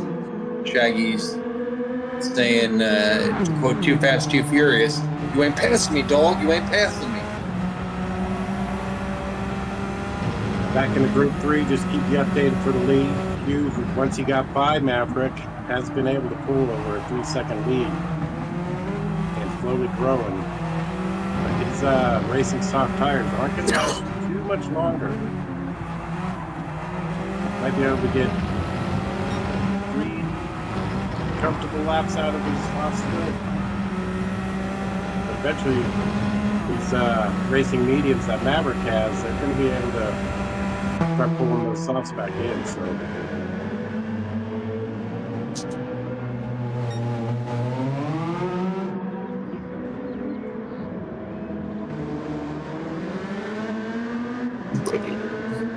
Excuse me.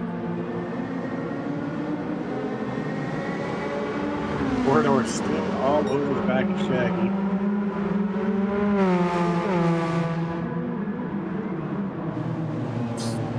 Raider is now up to a 10-second lead over these two.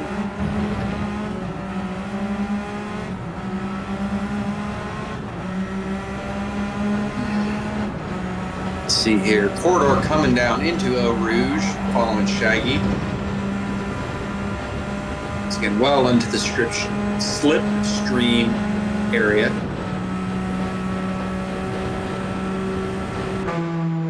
We're down to about 25 minutes left on this race, so we know we got one more round of weather coming in, and it looks like the sun's about to set too, so it's going to get dark again.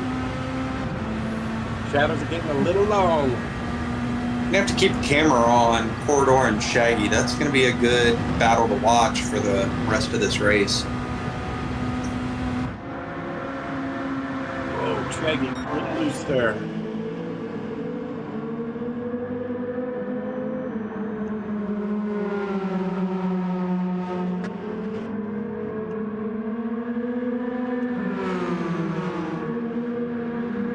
And into the big chicane here.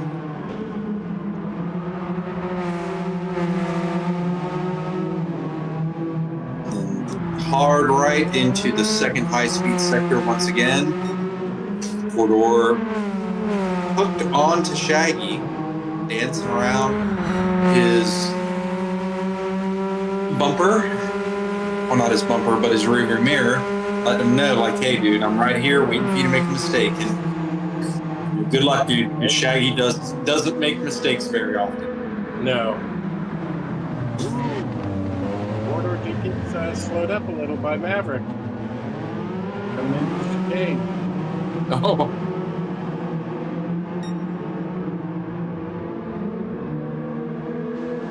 Shaggy was able to gain about half a second there. Porter pulls him right back in though. He's got to stay in that slip.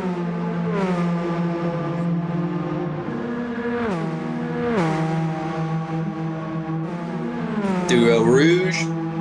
Oh, is that a little bit too wide from Corridor? I don't know. Strange camera angle. Oh, Corridor's going to catch Hugh at the wrong time here going into this chicane. Shaggy got by him clean before.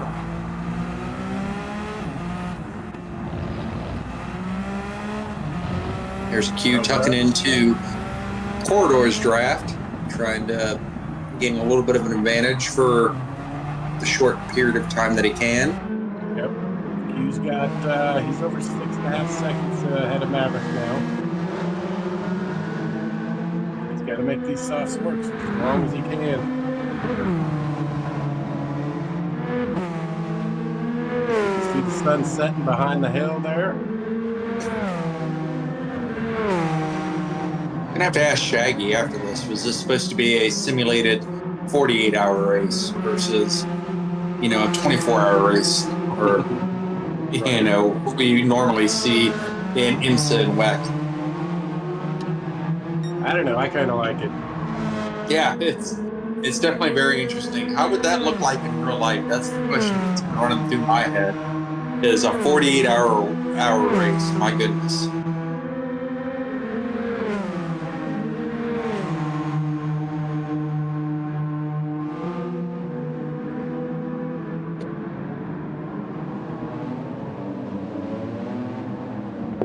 Corridor coming up behind Shaggy Doo as they both cross the line and coming into turn one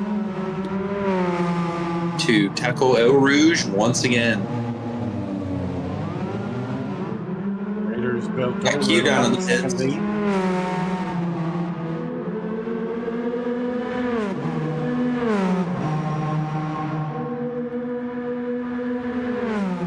So, hearing from production, it is almost a 48-hour race. It's a 45-hour race. Close enough. Yeah,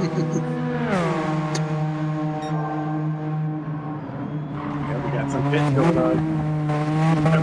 Pits getting off those softs. Maverick coming in, getting off those mediums.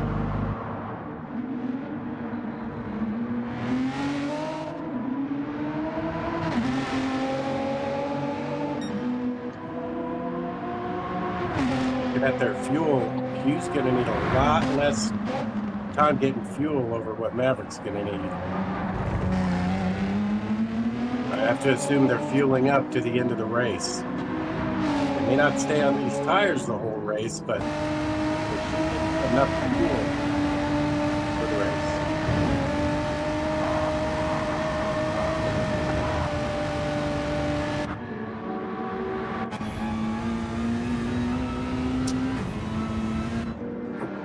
Q coming out of the pits on the hard tires. Maverick did not change tires. Don't know if that was a Interesting. mistake on his part. It's happened to the best of us. Yep. But we do also I've know done that. rain is coming, so Maybe save a couple seconds by not changing tires. Get the fuel now.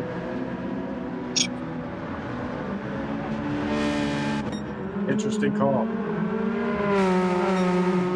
You came out on the racing parts, so, and they're fresh. So he's probably, even with taking less fuel than Maverick and on the racing tire, fresh racing tires, he should extend his lead over Maverick.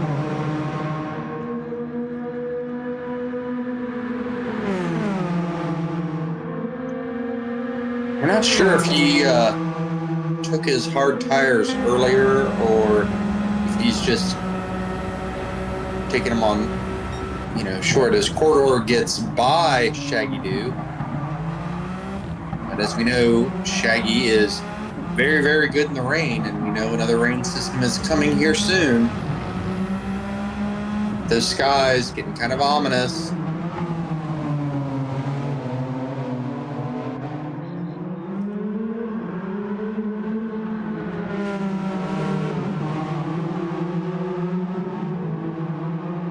Got about 18 minutes left in this titanic struggle.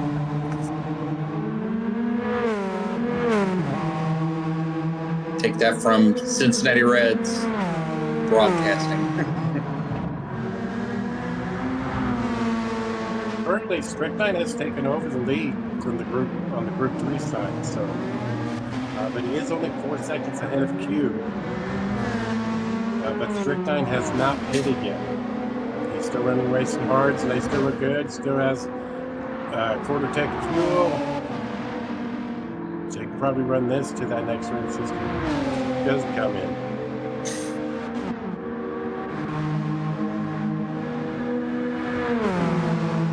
If he can hold on to this lead, would be really good. They all have to come in at the same time for those rain tires. Should hold him in the lead.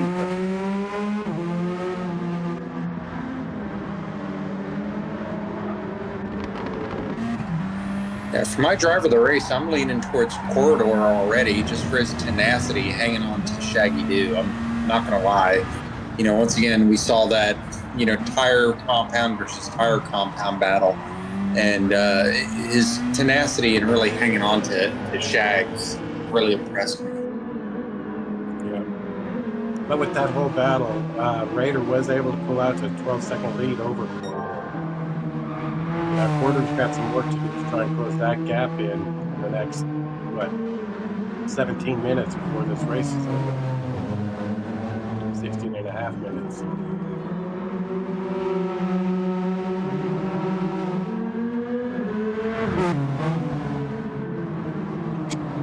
So they're coming down through this big old turn here into the downhill sector.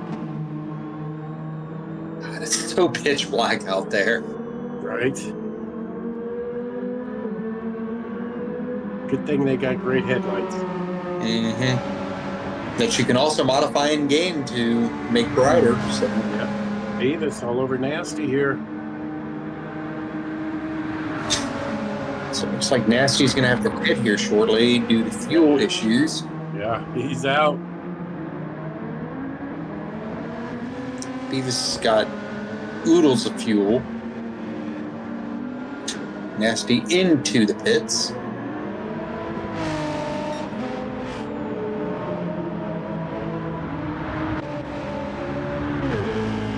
Be a great time to put on racing wet tires if that rain's coming.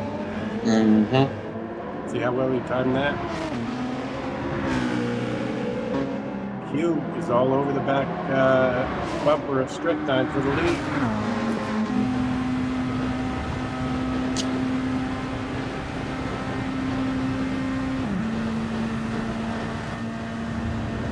Ooh, mate, boo. Decided against it. Probably a good call.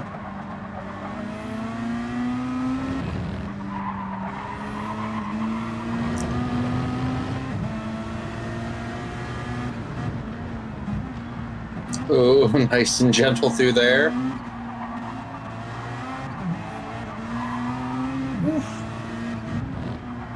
And he's got all that dirty air disturbing it behind him, so it can really destabilize your car if you're not careful.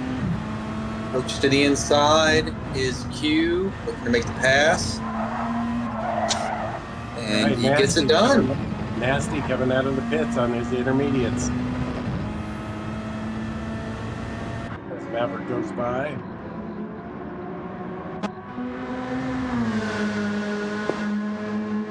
Or maybe that wasn't Maverick.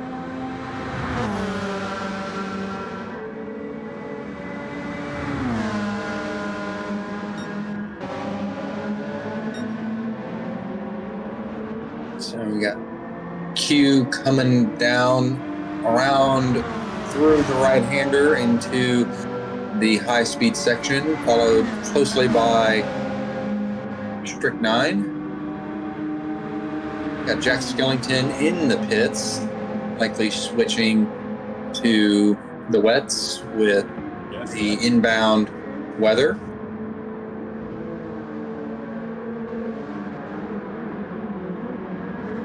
Oh, Beavis a little bit outside. Ooh. You about lost it coming to start from behind. Raiders in the pits now too, as well as is that Corridor behind him? Or Maverick, I'm sorry. Maverick was right behind him. Corridor is entering the pits though. Corridor's coming into the pits as well though. Top clear in the pits.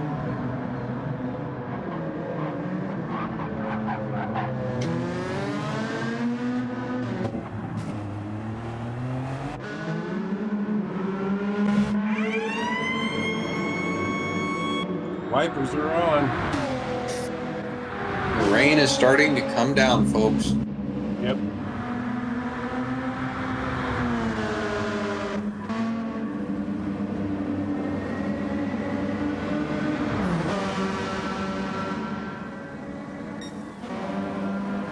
Let's see how this 45-hour in-game race time race ends up.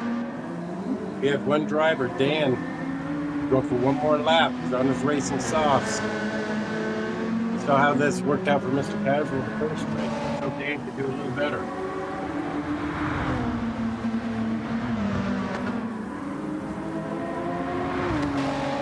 Oh, and our two leaders in the Group 3. Ooh, they're going to struggle. They still got, a whole nother sector to go before they can hit the pits. Hold on, boys. Hold on. Beavis too. Beavis is still on his racing mediums. Yeah. Us too, buddy. Us too.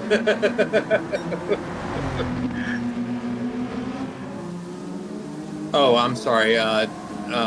Corridor says down in the chat, so tired. Us too, buddy. Us too.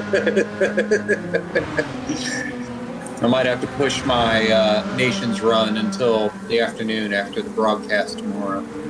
I don't know, though. We'll see.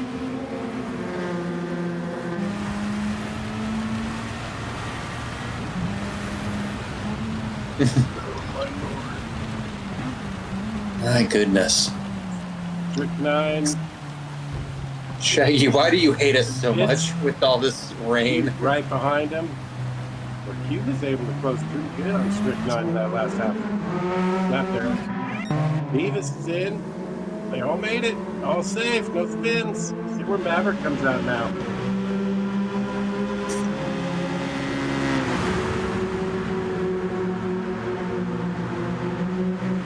And we have a new GT1 lead. Corridor. Just got passed by Maverick. That was weird. Yeah, he's just got to be real careful because this is the part of the race where it's... Oh, somebody just went off, it looked like. Oh, no. Raider. Cheaters never prosper. But, no. Shaggy's Yeah, gonna have all, like a pin, though. In all seriousness, though, Corridor is going to have to be really careful because it's right on that cusp of eating wets versus intermediates.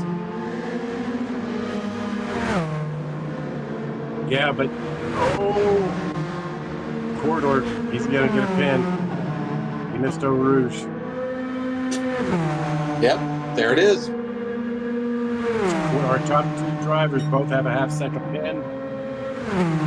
Raider's only 2 seconds behind him. There's a lot of traffic. Maverick also in P7. Group 3 leader has a pin, half-second pin. Gotta be careful, guys. Q. Oh my lord. Q is only second behind Maverick. We're watching these 3 cars here.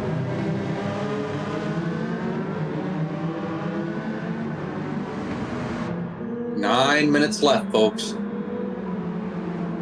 And as predicted, things are going crazy. Dan made it around on his racing softs. He's in the pits. I'm assuming he's going to get some intermediates on.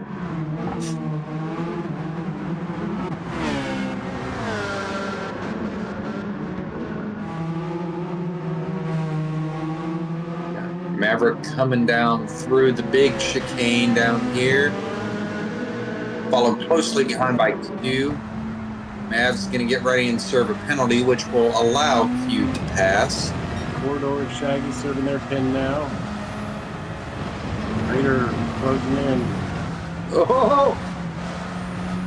Oh, side by side. Oh my goodness. He held on to it. What a class on car control when it's about to slide by Q. Way to hang on to it, bud.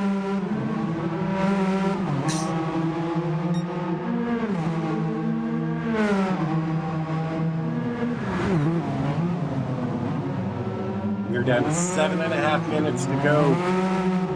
We got Raider here, who's only, 4.5 seconds off of the lead in 3rd place. So we got a tight battle in this Group 1 class right now. And then, of course, you got Maverick and Q in our Group 3, who's only 1.5 seconds apart for that win. Tight battles. Here we go. Coming to the end of the race again. I love how it all comes back together. Yeah, right? How does Shaggy do it, man? I don't know.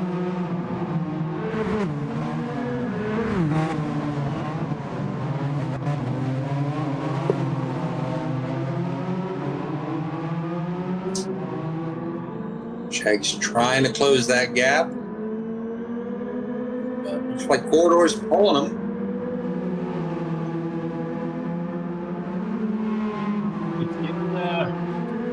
It's tightening up. I think Shaggy's closing in a little on Core and Raider's closing in a little on Shaggy. No, we'll have to see. Looks like that interval is growing. It's just like, oh, now it's starting to shrink. No, we'll have to see. Still got Gonna be close. 7 minutes left? About 6 minutes left. 6 minutes, so maybe 2 to 3 laps.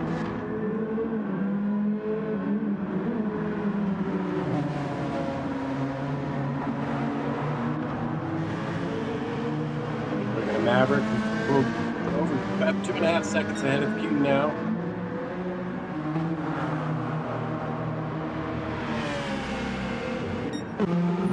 Q up on that curb. That's a very brave move. I think every time we've watched him through there, he does that and gives me a heart attack. Yeah, brave move. The curbs are already slick, and add water to that equation. Oh, man.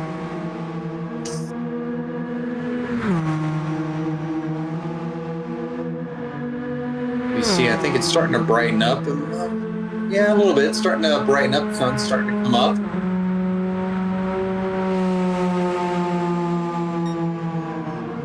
Five minutes to go, folks. It does look like Corridor starting to pull away now. He's now Over 3 seconds ahead of Shaggy. He's 2 seconds ahead of Raider.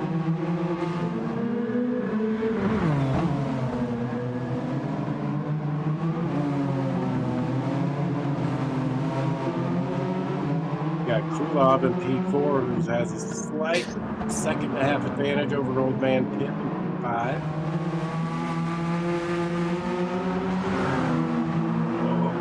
Old Man Pip, I don't know how he saved that. He was 90 degrees. Oh, yeah. Jack having a solid race. Good job. Still staying on the lead lap.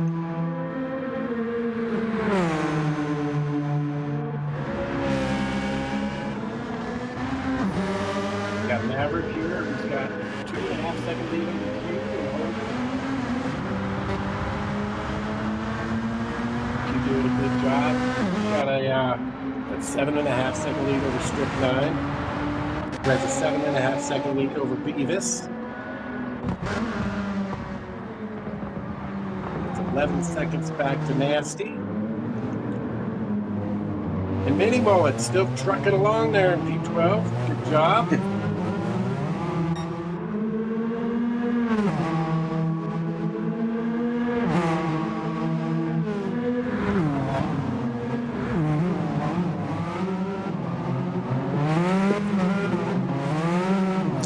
About 2 laps left based on the time that we have right now, folks. Will Shaggy Doo be able to close the gap in these 2 laps?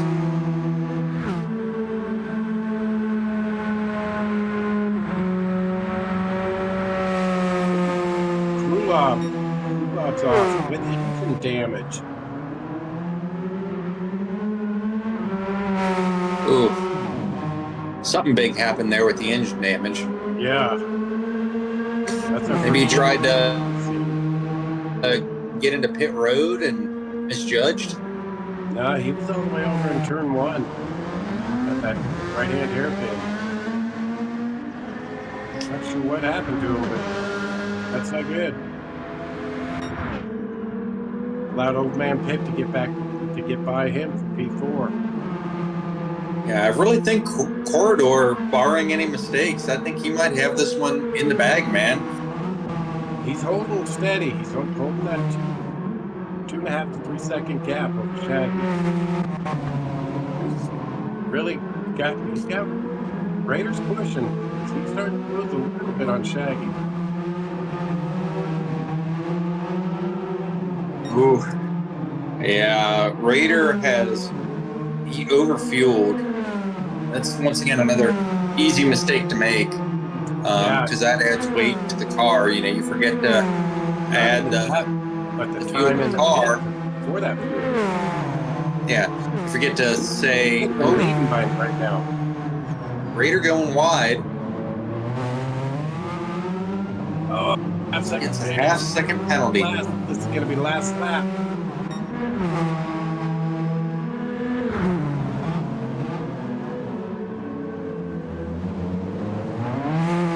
Oh no, Corridor goes a bit wide. Oh, Raider took on too much fuel. That's easy to do. You know, you forget, hey, I gotta say, you know, I don't want fuel, or I only want X amount of fuel. But looks like we're on the last lap here, and Corridor is still pulling Shaggy Doo very effectively.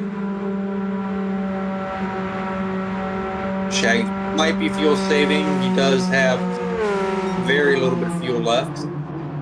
Being run up on by Raider, but Raider does have a half a second penalty to serve. Yeah, Shaggy's got to be fuel saving because, I mean, that was Raider gained 2 seconds on Kimmel straight there.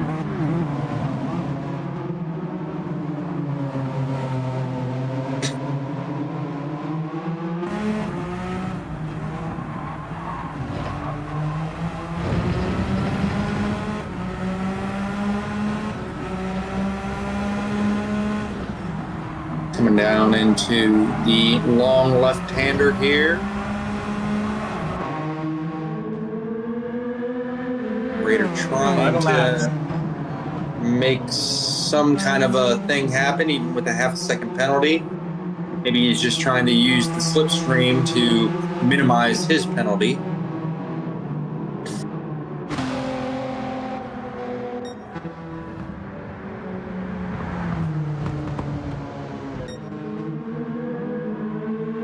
And so Nasty crosses the line as the first Group 3 driver. And Corridor coming through. Yep. Coming to the line now. Last final chicane. Take the overall win. Got Jack. Stayed on the lead lap. Nice job, Jack. Corridor. Congratulations for the win. Shaggy able to hold off Raider. There's another half-second pen. That'll wrap up the Trying so hard. Group 1, 2, and 3 right there. Corn, Shaggy, and Raider. Congrats. Old Man Pitt going to be coming in 4.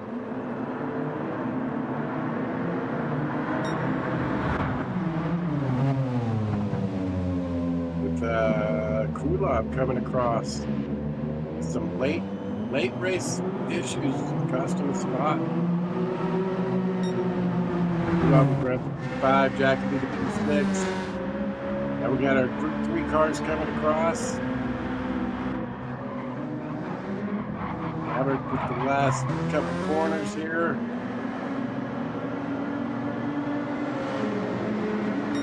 With a flourish.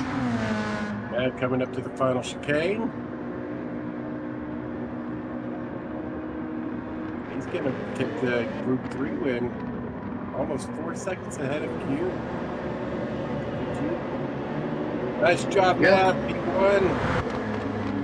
P2. Strict 9 can hold off Beavis for rounding out the podium in the P3. Nice job. Well done. Beavis right behind him for the P3.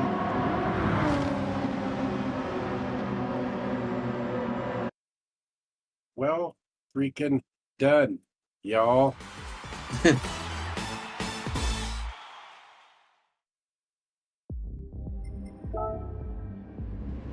All right, so in P1, in the Group 1 class, we have Corridor. In P2, we have Shaggy Doo. In P3, we have Raider. In P4, we have Old Man Pip. In P5, we have Krulov. In P6, we have Jack Skellington. Starting on the Group 3 cars, we have NVR's Maverick in P1. In P2, we have Q. In P3, we have PhD Strychnine. P4, we have Beavis 75. Next up, we've got PhD Nasty, followed by Dan, Speed Bump, and BK2 Johnny Boy. Wow. Just wow. Both Yeah. races, you go for 90 minutes, and it comes down to the last lap or two. Mm-hmm. The last 5 minutes decides the race after 90 minutes of pushing it. That's just incredible. Yeah. Great race design by Shags. He got lucky. So as far as driver of the race, my driver of the race is going to have to be Corridor, not just because he won Group 1, but because of his tenacity hanging on to Shaggy. Once again, we saw that happen in the last race, is the tire battle between people of 2 different tire classes. And I really think Corridor did well to really hang on to Shaggy. And, it ended up, giving him the win. So my driver of the race is going to Corridor. Nice.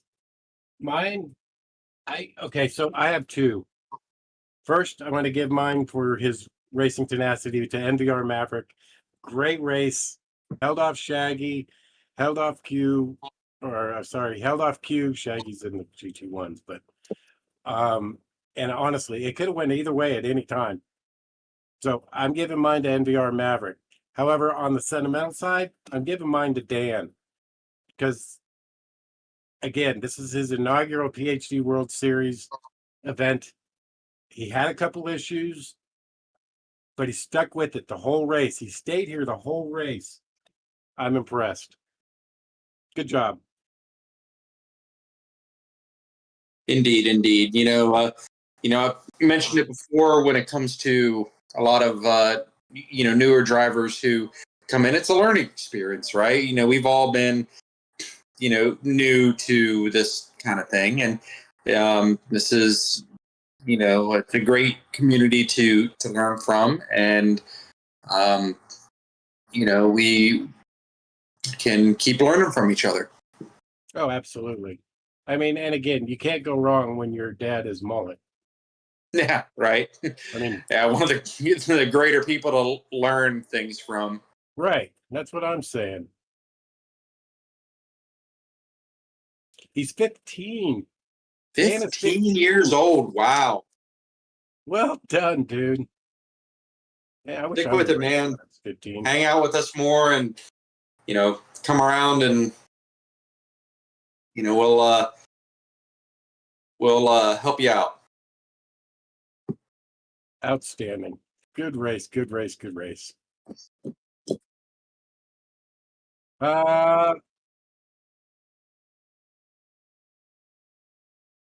Just a quick, I just want to remind everybody again, we had a great night tonight. I want to thank you for Sal for running the cameras, running behind the scenes. Please, please, please, everybody, if you enjoyed the races, please hit the like. Don't forget the subscribe button. We're coming to the end of our season, so we only got a couple races left. Actually, we only got one race left. We got one tomorrow. We have one round left. Let me rephrase all that. One round left next week. So, but one more race tomorrow that I will be broadcasting. So join us on my channel, Papa's House of Game, tomorrow. I want to thank you to all our sponsors one final time. We've got SimNet, we have Paul Davis Restoration, we have 4D Racewear and MZW. You guys are amazing. Thank you for supporting us. What else? Any final thoughts, Chuck? No, not really.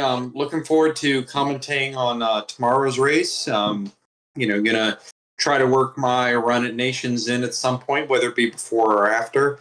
But I'm gonna be really excited to see some more exciting racing at Spa tomorrow with this particular combination that Shaggy put out for us.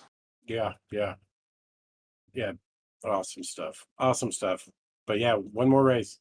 I can't wait just to see it. I know I'll be behind the camera, but man, they were just such good races to watch. Yeah, very intense. I am not complaining. Not at all. All right.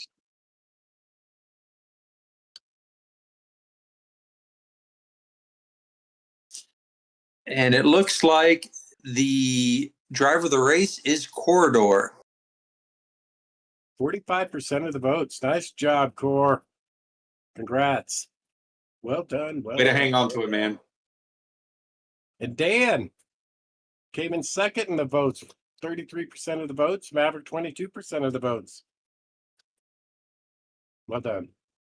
Great racing. Great night of racing. I know it was a long night of racing, but man, still great. 4 hours of racing. All right. Well, let's call it a night. I want to thank everybody for one last time. Thank you for everything. Thank you for the likes. Thanks for the subscribes here for Sal. Thank you for the couple donations we got for him. You guys are amazing. Not just PhD, but everybody that's here racing. So thank you. I'm going to call it a night for everybody. You guys have a great night. Stay safe. Go get those wins. Remember, great racers, better people. That's what PhD is all about. Till next time, guys. Have a great night, man. Later, y'all.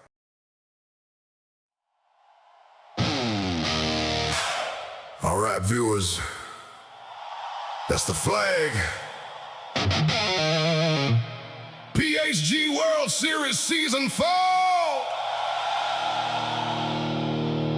We ran it hard tonight.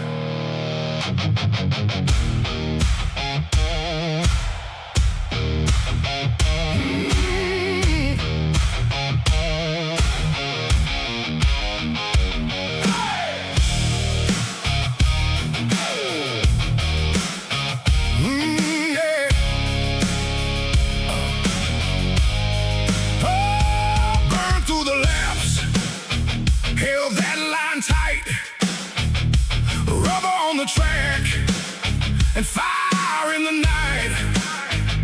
Hands on the wheel, eyes on the bend. Every green light had us all in. Hear that engine call, hear that crowd reply. We don't slow down, we just aim for sky. Until next time, keep the wheel in line. Until next time, PHG runs tonight. Until next time, we'll be back. All right. Until next time.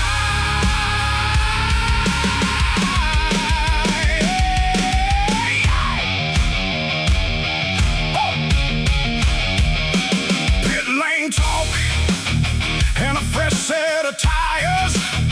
Balled on the brakes, and we climbed higher. Every pass clean, every lap pure. That kind of pressure keeps you hungry for more. Hear that engine call, hear that crowd reply.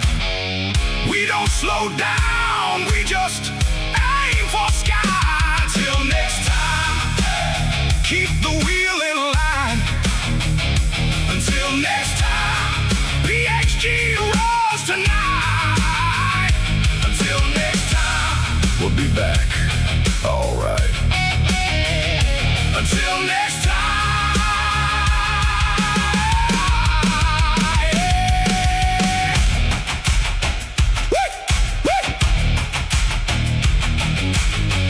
One more look at the screen glow. One more nod to the crew. One more mile in the rear view. Before we say goodnight, we came in loud. We came in proud. And we leave it wide open for the next run around. Until next time, keep the wheel in line. Until next time, PHG runs tonight. Until next time, we'll be back. All right. Until next time.